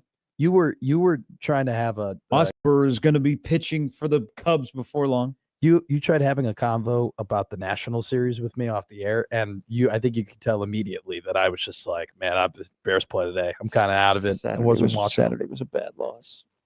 God, the Bears play. Yeah, I know the Bears play tonight. Did anybody tell you that? Has anybody Yes. reported that to you? Yes. The I have Bears- heard. I'm excited that to see the Bears play tonight. of Chicago I am too. Yeah. are playing tonight. Bear down. I'm going to put too much money on that. All right, so when it's 68-0 and you win over Akron, yes, it does appear that Dylan is wearing different pants. Honest mistake. I hope someone asked Rule today that. I wonder if there's a reason behind it. Is there like? I don't think it's anything. It's not a violation or anything. It's just maybe it's comfort. I was going to ask, is that a violation if you I don't wear know. different pants? We got a couple of things in college football. Here's some observations. Ready? Yeah, This also has to do with the uniform. Mhm. Remember when they were going to enforce guys that had to wear knee pads? We're back to basically guys are wearing shorts. Capris. Yes. Yeah, Yes. little So- lighter observation. shorts. So the whole you have to wear knee pads or thigh pads. Oh, it's not cool. Yeah. No. They're out. No thigh Compound pads. fractures No thigh are pads in. is Yeah. wild to me.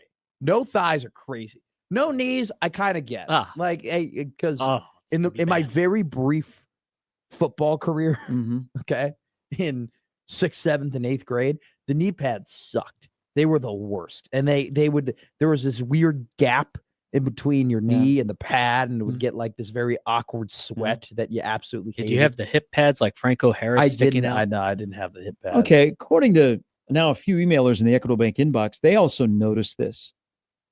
Maybe I should be proud that I didn't notice it because I'm looking at something different. Yeah, I didn't yes, either. Yes, that Dylan's pants are different. You said, Jimmy, your wife noticed it? Yeah, she read it Wow. yesterday. She didn't notice. I thought I was like an in-tune person.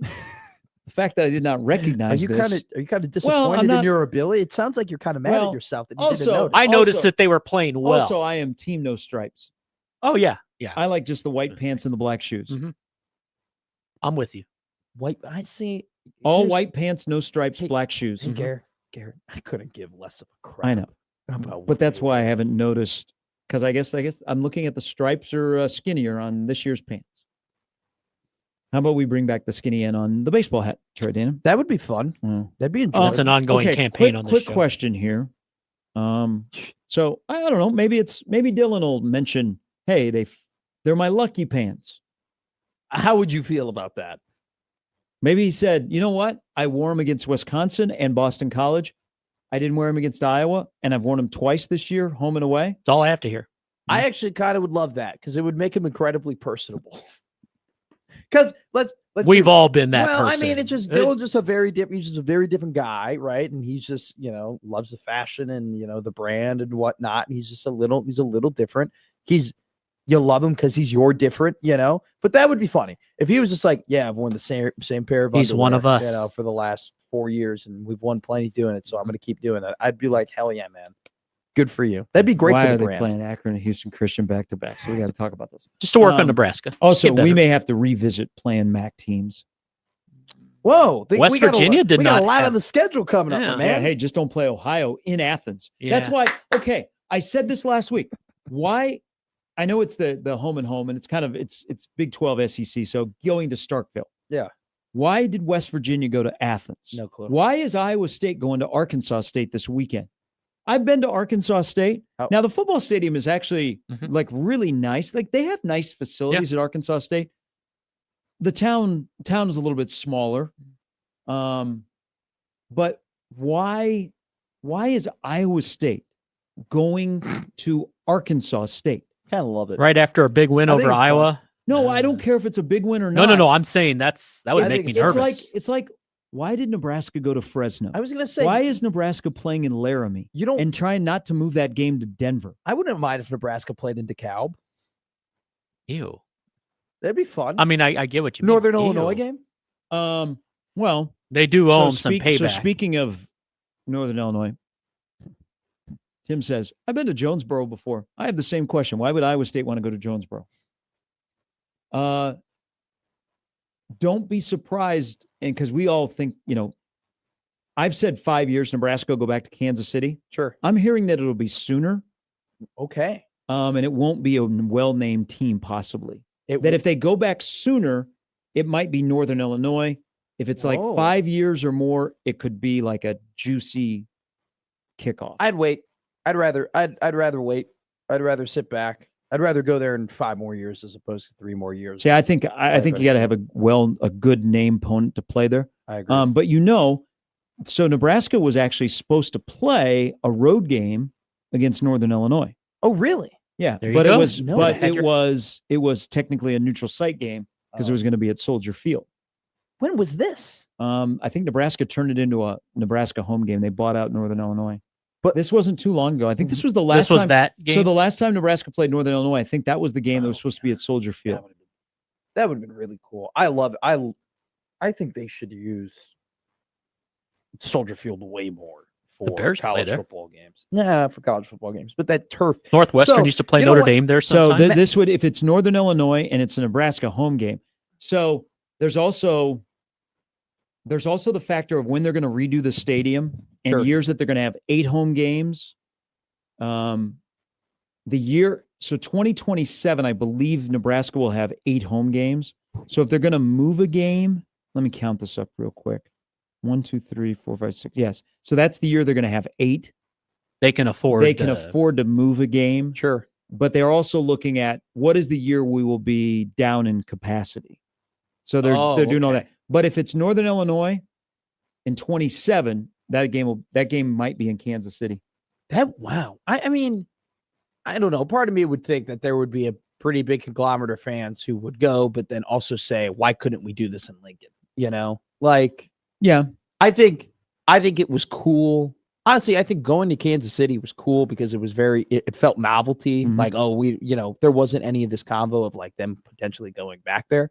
And so it was worth it regardless of who they were playing. Say it could be was too much of a worth- good thing. Yeah, it was worth to go down there and experience. No, hey, the Chiefs in Kansas City definitely want Nebraska to come back. Oh, I bet. I would rather wait 5 years and maybe Yes. get, I don't know, Missouri, an SEC team to play where it's LSU? not like a home and home. It's No. like a one-off. Yeah. But if I you, would love that. But if you look at Nebraska's schedules, it'd be like 29 or 30 where they have openings. Well, the Oklahoma. But I doubt 29. I don't think Oklahoma would move their home game to Kansas City. And Nebraska's not going to move their home game against OU to Kansas City. That'd be But pretty- they right now only have 2 non-conference games in 29 and 30, and then down the road 31 to 35 is wide open. How much did Cincinnati make again? 6 million. 6 million? Yeah. Man. Nebraska for playing a road game actually made money. That's incredible. Mhm. That's astounding, actually. I think that if you're the mayor of Kansas City literally tweeted out, like, thank you so much for coming and thank you so much for spending your money. And like there was a legitimate economic impact. Look at having that this. quick trip. Also learn more about why like the scoreboard and other things were not up and running. Oh, The Chiefs basically gave their entire staff, outside of a few, the weekend off. So people that would have been running like the graphics and doing all that stuff Yeah. were actually just watching the game in a suite. it made you look bad What do you mean? because everyone was like, Gary, what the hell's wrong with your stadium? I know. So because I didn't know you had that kind of pull. like they had, people going to Brazil the next week. Hmm. So they're like, you guys don't have to work Yeah. the college football game. So that's why they were limited on their Do presentation. you think they were in the suite laughing their asses off, being like, "Oh my god"? I think they were to, hammered. to them, it's probably like no big deal. Yeah. To us that are used to, like, you go to, Lincoln on Saturday night, you got graphics, you got scores, you got everything going on. I mean, Yeah, the all kinds temperature. of stuff. Yes. Yeah. All of that stuff. It's easier to find down and distance. Mhm. Yeah. They were very generic because they gave their majority of their staff the game day staff, they're like, you guys are going to Brazil next week. You don't have to work this game. I was going to ask you this because I've been meaning to ask you this. It just completely passed my mind. I went to the Colorado Rockies Cubs game at Coors Field. Awesome, by the way. Incredible stadium. So the Rockies so it showed like the miles per hour in the pitch, the type of pitch, but then it showed like the inches of break, like vertical break, horizontal break. Yeah. It was awesome. Do they do that everywhere across the MLB nowadays? Or is I'm pretty sure you have the availability to it. Some stadiums, yeah. If you are in your graphics on your scoreboard, if you're set up to do that, they will do that. Dude, it was like I've because of what I do on the side, I can do that for every game. I can see all the data. Even out at Warner Park, it's not displayed. Sure. The only thing at Warner Park that is displayed is the miles per hour, but we all get that because of how it's set up with all the computers and the lasers and stuff. Yeah. My dad, who's old man baseball guy, was like, and hates everything about the new rules and everything like that. I mean, he's even anti-pitch clock, which is crazy to me. Yeah, I know. He loved 4-hour games. He was stunned and amazed by the fact that they could just, it broke 6 inches to the left, or it broke like 9 inches, like all the way down. Like it was so sick. Yeah. So sick. Cool. Credit to Coors. All right, when we come back, I have a question about Big Red Overreaction from Saturday night that I will pose to you, and you will fill everybody in on your Friday night. Yes. My glorious Friday night. Hey, heel over here. Hey, let me tell you something. Hey, he bailed. He's not loyal at all. Look, Do not trust him, Jimmy. Wait. I mean, you know this they're all about like me. that. I associate myself with winners. All right. I associate myself. That's why I've associated myself with you. That's why I've associated myself with Jimmy. That's why I've associated myself with 16. He did a tribute to history. He became a turncoat the other night. I didn't sell out. I bought in. All right. Nice. That's a quote. You got the language down. That's fantastic. Brian Blade has had such an impact on you. This has been a study, okay, for the last 15 years. We're back with more Gary and Matt with Jimmy after this on 1620 The Zone.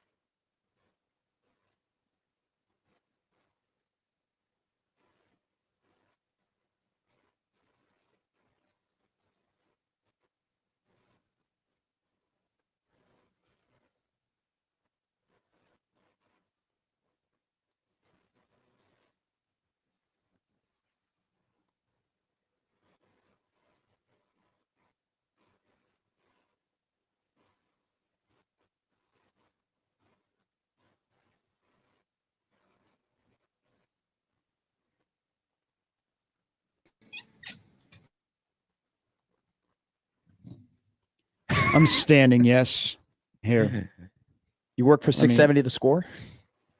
Let me move the camera a little bit. We'll do that. Little aches and pains. You're doing your best Carmen DeFalco impersonation here. Yeah, I have to stand. Bishop here. gets up and moves around. He does. I get it. Okay. Is this a back thing? No, even I've had to move I got around a when I've been cramp over this morning. Okay, so Big Red overreaction. Yeah. Which is perfect to do after a 68-0 game. We went for 2 hours. People are excited. Do we need to revisit the call from Dave? Yes. And maybe educate people how the Big Red overreaction phone queue works? That is of the show that's been on the air since 2012.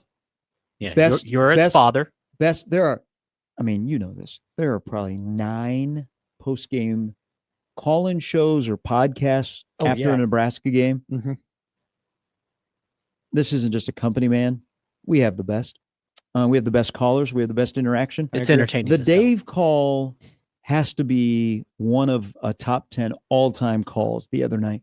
But Dave don't know our cue. No, he doesn't. But that was funny. I could not. So those who didn't listen to, and we should. Do we have the call? I don't think we do. Unfortunately, I don't even. Who did your show? Peter. Okay, let me look in his folder. Sometimes he'll because I heard Matt was crushing Peter. I was making. Josh was defending Peter. I was making fun. You were mean to Peter. I was making fun. Come on. He was flubbing up. It's the first show. And so I just thought it was funny to make fun of him and just say some jokes. I don't know.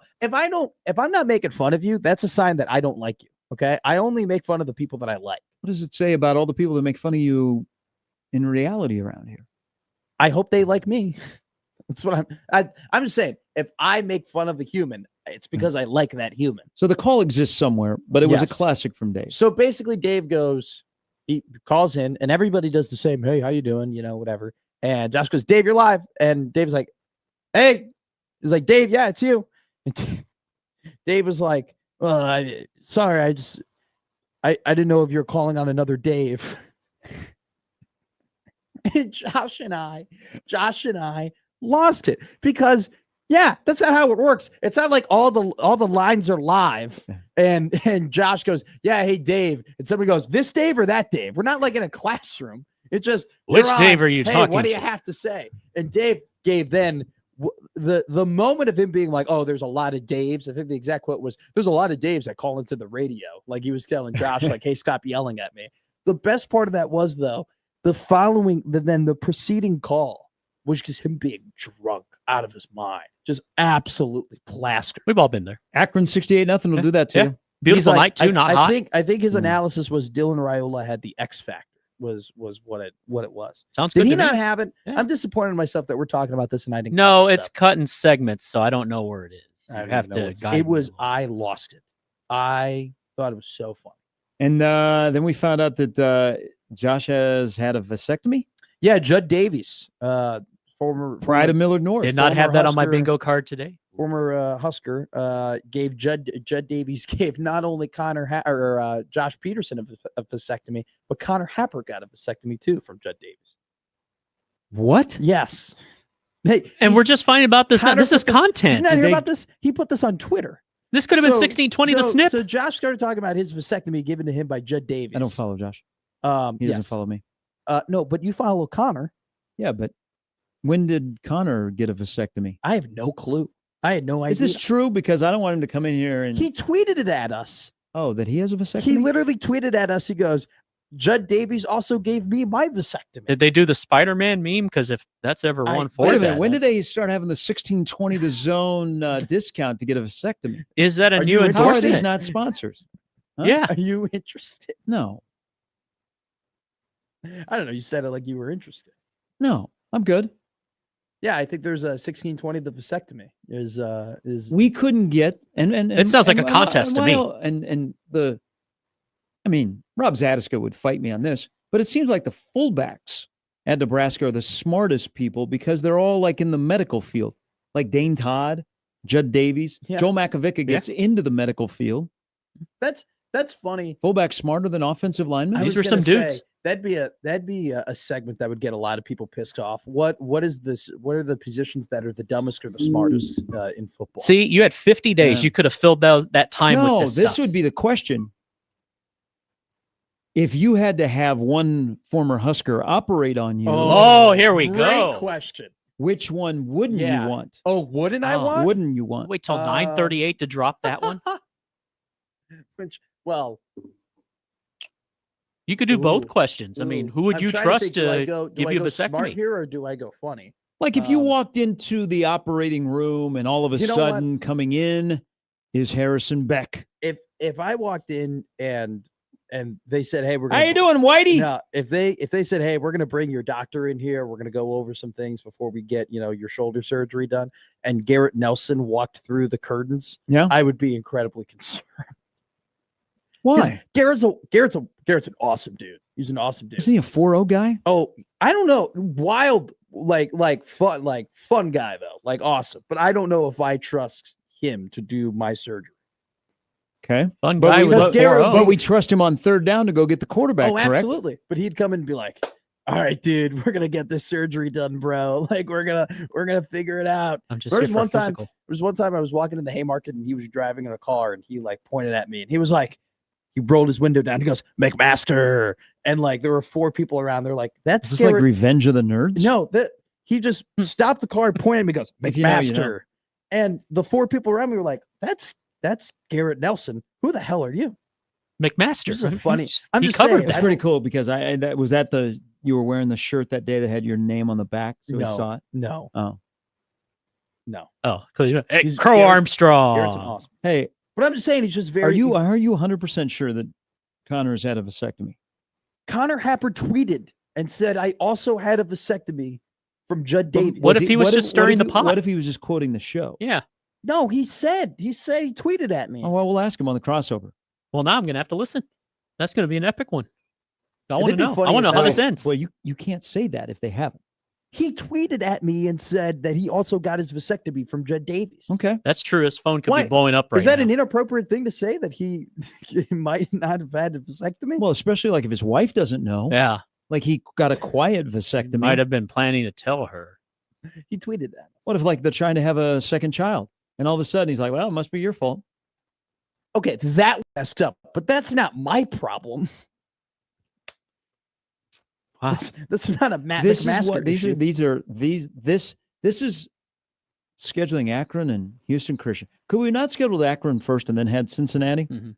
Oh, But now that you got to would've go been Akron to ideal. Houston Christian. I don't know that you would have had the same performance With in Cincinnati. week 2. Yeah, it's true. You play Akron first, a little bit choppy. Mhm. Then you're choppy, and then we're all like angst here. Like, oh, Nebraska ball Mike was right. Michigan's going to win by a couple of touchdowns. Yeah, but I think it was also good too for them to play the second game. I'm actually glad that Heinrich Harburg figured out in Cincinnati that he's not the best blocker, and then visually, You see, without a doubt, got better against he's- Akron he's gonna- technique wise. He's going to have to learn point of contact. I mean, that's a transition to playing tight end. They got to get him running side to side is what they need. It's a little Yeah, hard I don't- turning up the field isn't his strong suit. But they have a lot of options. I think They have a ton of Emmett has been more involved in the offense than probably they imagined the first 2 weeks. Oh, So yeah. it's probably taken away some touches from others. He's only 66 receptions away from breaking Marlon Lucky's record. Or He's 33 receptions away from breaking Marlon Lucky's record. we'll come back. We'll put a wrap on the show. I got some help. I might be able to find this clip. Okay. Shout out to Captain and to everyone on the stream who's had some comments. It was a Hall of Fame call. It was. Have you listened to it? I mean, would yes, it top the one is- he it had with is. the guy who could do better on his Xbox? I 3 years? have it would not sound very good on the radio, but somebody was recording. They're like, "Man, you got to hear this," and I was like, "That's awesome! You guys handled that great." John- 68 love. What will this Saturday be like? It is earlier. I think I'm so- with Bishop. Hey, but it's a juicy slate of football, man. Just get in and out. I don't know. We went 2 hours. Well, yeah. But it was a comedy show. Yeah, content. It was a great comedy. I should have went- listened. Like 5 minutes of breaking down football, and then just let collar on collar crime happen. There was one point where I did try to make a football point, and Josh looked at me like, "What are you doing?" Josh is a ball knower, And No, a she is big a red ball hog. overreaction, Noah, when you win 68-0. All right, we'll come back. We'll put a wrap on the show. Still to come, we'll find out if Connor did have a vasectomy. If he didn't, that'll be awkward. Whoa. He tweeted at me. Is that why we're having a meeting tomorrow? You think X is real life? Yes, it is. It is my full life. This ain't a game, man. Like Wow. Kevin Durant said, this is for real. Explains a lot. We're back with more after this.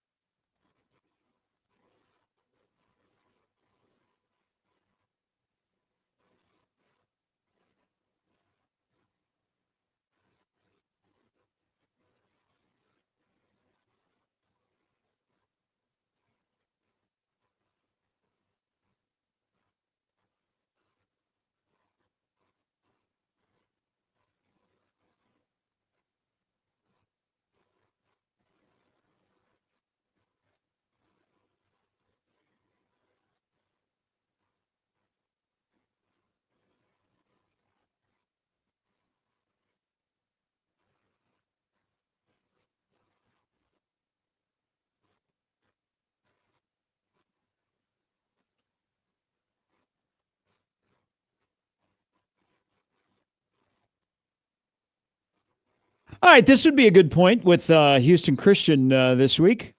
The state of Nebraska. How about we wrap up that Giles and I-80 project, okay?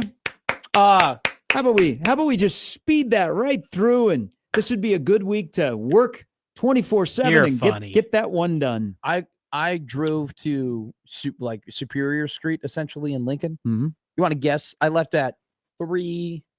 Oh, you're going from Omaha to inside Lincoln. of Lincoln, or because Lincoln is not much better, but are you talking about driving from Omaha there? Omaha to Okay. just outside of downtown Lincoln. Left at 3:45. You want to guess how long it took me to get there? 55 minutes. Took me an hour and 20 minutes. Ooh, That okay. traffic That'd be more. on Friday Yep, was Yep, brutal. the Giles and I-80 project. So I left my house probably 2:30 on Saturday to head to Lincoln. And once I got to 84th, it was backed up. So 84th through the construction That's by quite Giles a long way. was probably a good 45 minutes. From there on out, it took me about 40 minutes to get to Lincoln. Jeez. Oh, it's awful. That's terrible. Doing It's the awful. math here. That's, Dude, that's I almost get- 2 hours. I Damn. thought it was so when it started, like Storm Chaser season was going on. And I thought, okay, it'll be over before the season is over. Well, this is the last week of the Storm Chasers, and that thing does not look like it's going to be done anytime soon. I'm just Did you specify which Storm Chaser season? I'm hoping exactly. I'm hoping maybe this week somebody goes, hey, you know what? Let's just speed this along. I now have, because I've driven to Gretna a lot. Yeah. Like just over the last 2.5, 3 months. Shout out Gretna. Man, I start getting nervous when the backup, I now know the signs of Traffic. how far back is it backed up. There's about Mhm. 4 signs that you get there before you get to the merger. Typically, when you get to sign 2, it's 10 minutes. When you get to sign 3, it's 15. We were on a sign 4. All right. Epidemic on Friday. When we got to when I got to a dead stop at the 4th sign, I was like, this is going to be terrible. I'm going to be late. I was going somewhere. I'm going to be late. I'm going to be disrespectful. Many are saying that, yes, you are a turncoat. You became a heel. You screwed up the program. Though what was supposed to happen, you turned on your partner. I did get my butt kicked in fantasy. October 23rd. Same. Doomsday takes over the MWA. All right. It's Doomsday rules on October 23rd. All right, so you turned on your partner. Yeah, I did. I turned on that loser, Johnny Cadillac. He's a loser. The guy just loses. That's all he does. He's looking up at the lights every big match. So, yeah, I turned on him. Brian Blade came up to me and goes, you want to be a winner? I go, yeah. And then, he slipped me a little something, too. And I said, thanks for the payday, Brian. Thanks for the wins. Thanks for the memes, Johnny. Hit him right in the head with a steel chair. And all those bunch of idiots in the crowd. I think I did Johnny, retweet it from our Johnny, account. Johnny. And then they're all like, oh, why would you do that? I'm a winner. That's why. And now you want to show the people, because you're an honorary member of Doomsday. Yes, I'm an honorary member of Doomsday. You want to show Thank you. your shirt? All right. Look at that. There we go. Doomsday, baby. So I'll be the ring announcer on October 23rd. Okay. Yeah. And I believe I might be named, I don't know, Johnny, because he's a loser. Well, I think you would be in the Hall of Fame now that you appeared once, right? Probably. Hey. I mean, I'm a vital. I mean, it was the main event. We went on last. We closed the show. I mean, the show ended with there are some fans of Doomsday who brought Johnny's a loser signs and stuff like that, and Johnny's a weasel. Oh, And we had them bring the signs to the ring, and then we placed them on Johnny. And now there's 6 members of Doomsday. Look, I know that I'll never be a part of NWO Wolfpack, but that was probably the closest moment I've ever. It was so WCW. 7 dudes in the ring, all in a faction, trashing one dude, and nobody came out to save Johnny because Johnny's got no friends. It looks zero cool. friends. I've seen the video. It's up on Matt's Twitter page. So congratulations, Brian Blade pulls off another event. Looked like it was packed at the social hall. It was sold out. It was a fun time. Yeah, now they all know that you are a turncoat. I'm going to be the ring announcer on October 23rd. Are you going to do your best Mean Gene? That's next month. No, I've been practicing though. Yeah, Saying Like in the mirror. the following contest is one fall. Introducing first from Minneapolis, Minnesota, weighing in at 272 pounds. How are you going to be focused? That's the night before your team comes to Lincoln to play. My team, Northwestern. Oh, yeah. That's going to be a tough Won't one. you be hanging out with the team my team. Yeah. No. Do you see downtown Ben? at the Graduate? See Ben Skoranek got a touchdown yesterday? Yes, I did. I did not have that on my bingo card. Did you thought of me Yeah. when you saw Benny? You thought of me. By the way, speaking of that hotel downtown, the Graduate. Decent when I stayed there. Yeah. Michigan once again bought out the entire hotel. What? Yeah. You can't eat in the restaurant as somebody that's going to the game. Maybe that's where you stop, and it's a tradition. You can't drink in the bar. You can't do a radio show from there. Michigan, because this is Harbaugh started it. That's where Michigan stays. They buy out the entire hotel. Why? Just because they don't want people around? It's theirs. Wow, good for They them. don't want anybody. They don't want to mix with the NARPs, the non-athletic. They don't want to deal with the Nebraska fans. So it's all Michigan. They have security, all that kind of stuff. That's even better than when Pete Carroll would book the Rams to stay at the same hotel that the furry conventions is going at. All right. Hope you enjoyed the show. We'll try and get to the bottom of Dylan's pants gate today when Matt Rule speaks. We'll try to get to the bottom of Dylan's pants. I did not know this until recently on the show next that overreaction. Apparently Dylan is wearing different pants from the rest of the team. Are you freaked out about it? Pantsgate? Is it dividing the locker room? It's like when that thing a few summers back, what color is the dress? During the break, I was like staring at pictures from Akron. I thought you were watching tape. I was like, I guess he doesn't have skinny stripes. Oh God. Can Michigan get here soon enough? No. All right. Good luck tonight. What am I? Oh yeah. What? I thought you were saying I was doing something that needed. You're watching your team. You look forward to this. I'm watching them, thinking of you. I'm not looking forward to this. If it was up to me, they would have played at 12 o'clock yesterday. We need a buzz. We got a buzz tonight. There'll be a fun and Monday Night Football game. Mm-hmm. If they win, I'm going to be insufferable on Tuesday. Oh, we'll control you. If they lose, I'm going to be insufferable. We'll let you go. Can't wait. You really want them to lose? No. I would like to see a good game. Yeah. Okay. How about both you teams just have say, fun? You know what? You're my friend. I want to support you. I want to see the Bears win. Because again, I think losing is more interesting than winning. I am always there for you when it comes to the Chiefs. I'm right You there. weren't today. What do you mean today. they sucked? They were terrible. They can't get a pass rush. No, you were like, they're going to be okay. I'm like, no, they're not. I'm your foxhole buddy. We'll see if we had a vasectomy coming up next on the crossover. If he didn't, you're in trouble. Ooh. No, I'm not. Well, he can say to his wife, you weren't supposed to say that. Yeah. I read the tweet. See you He tomorrow tweeted at 6 on 1620 The Zone.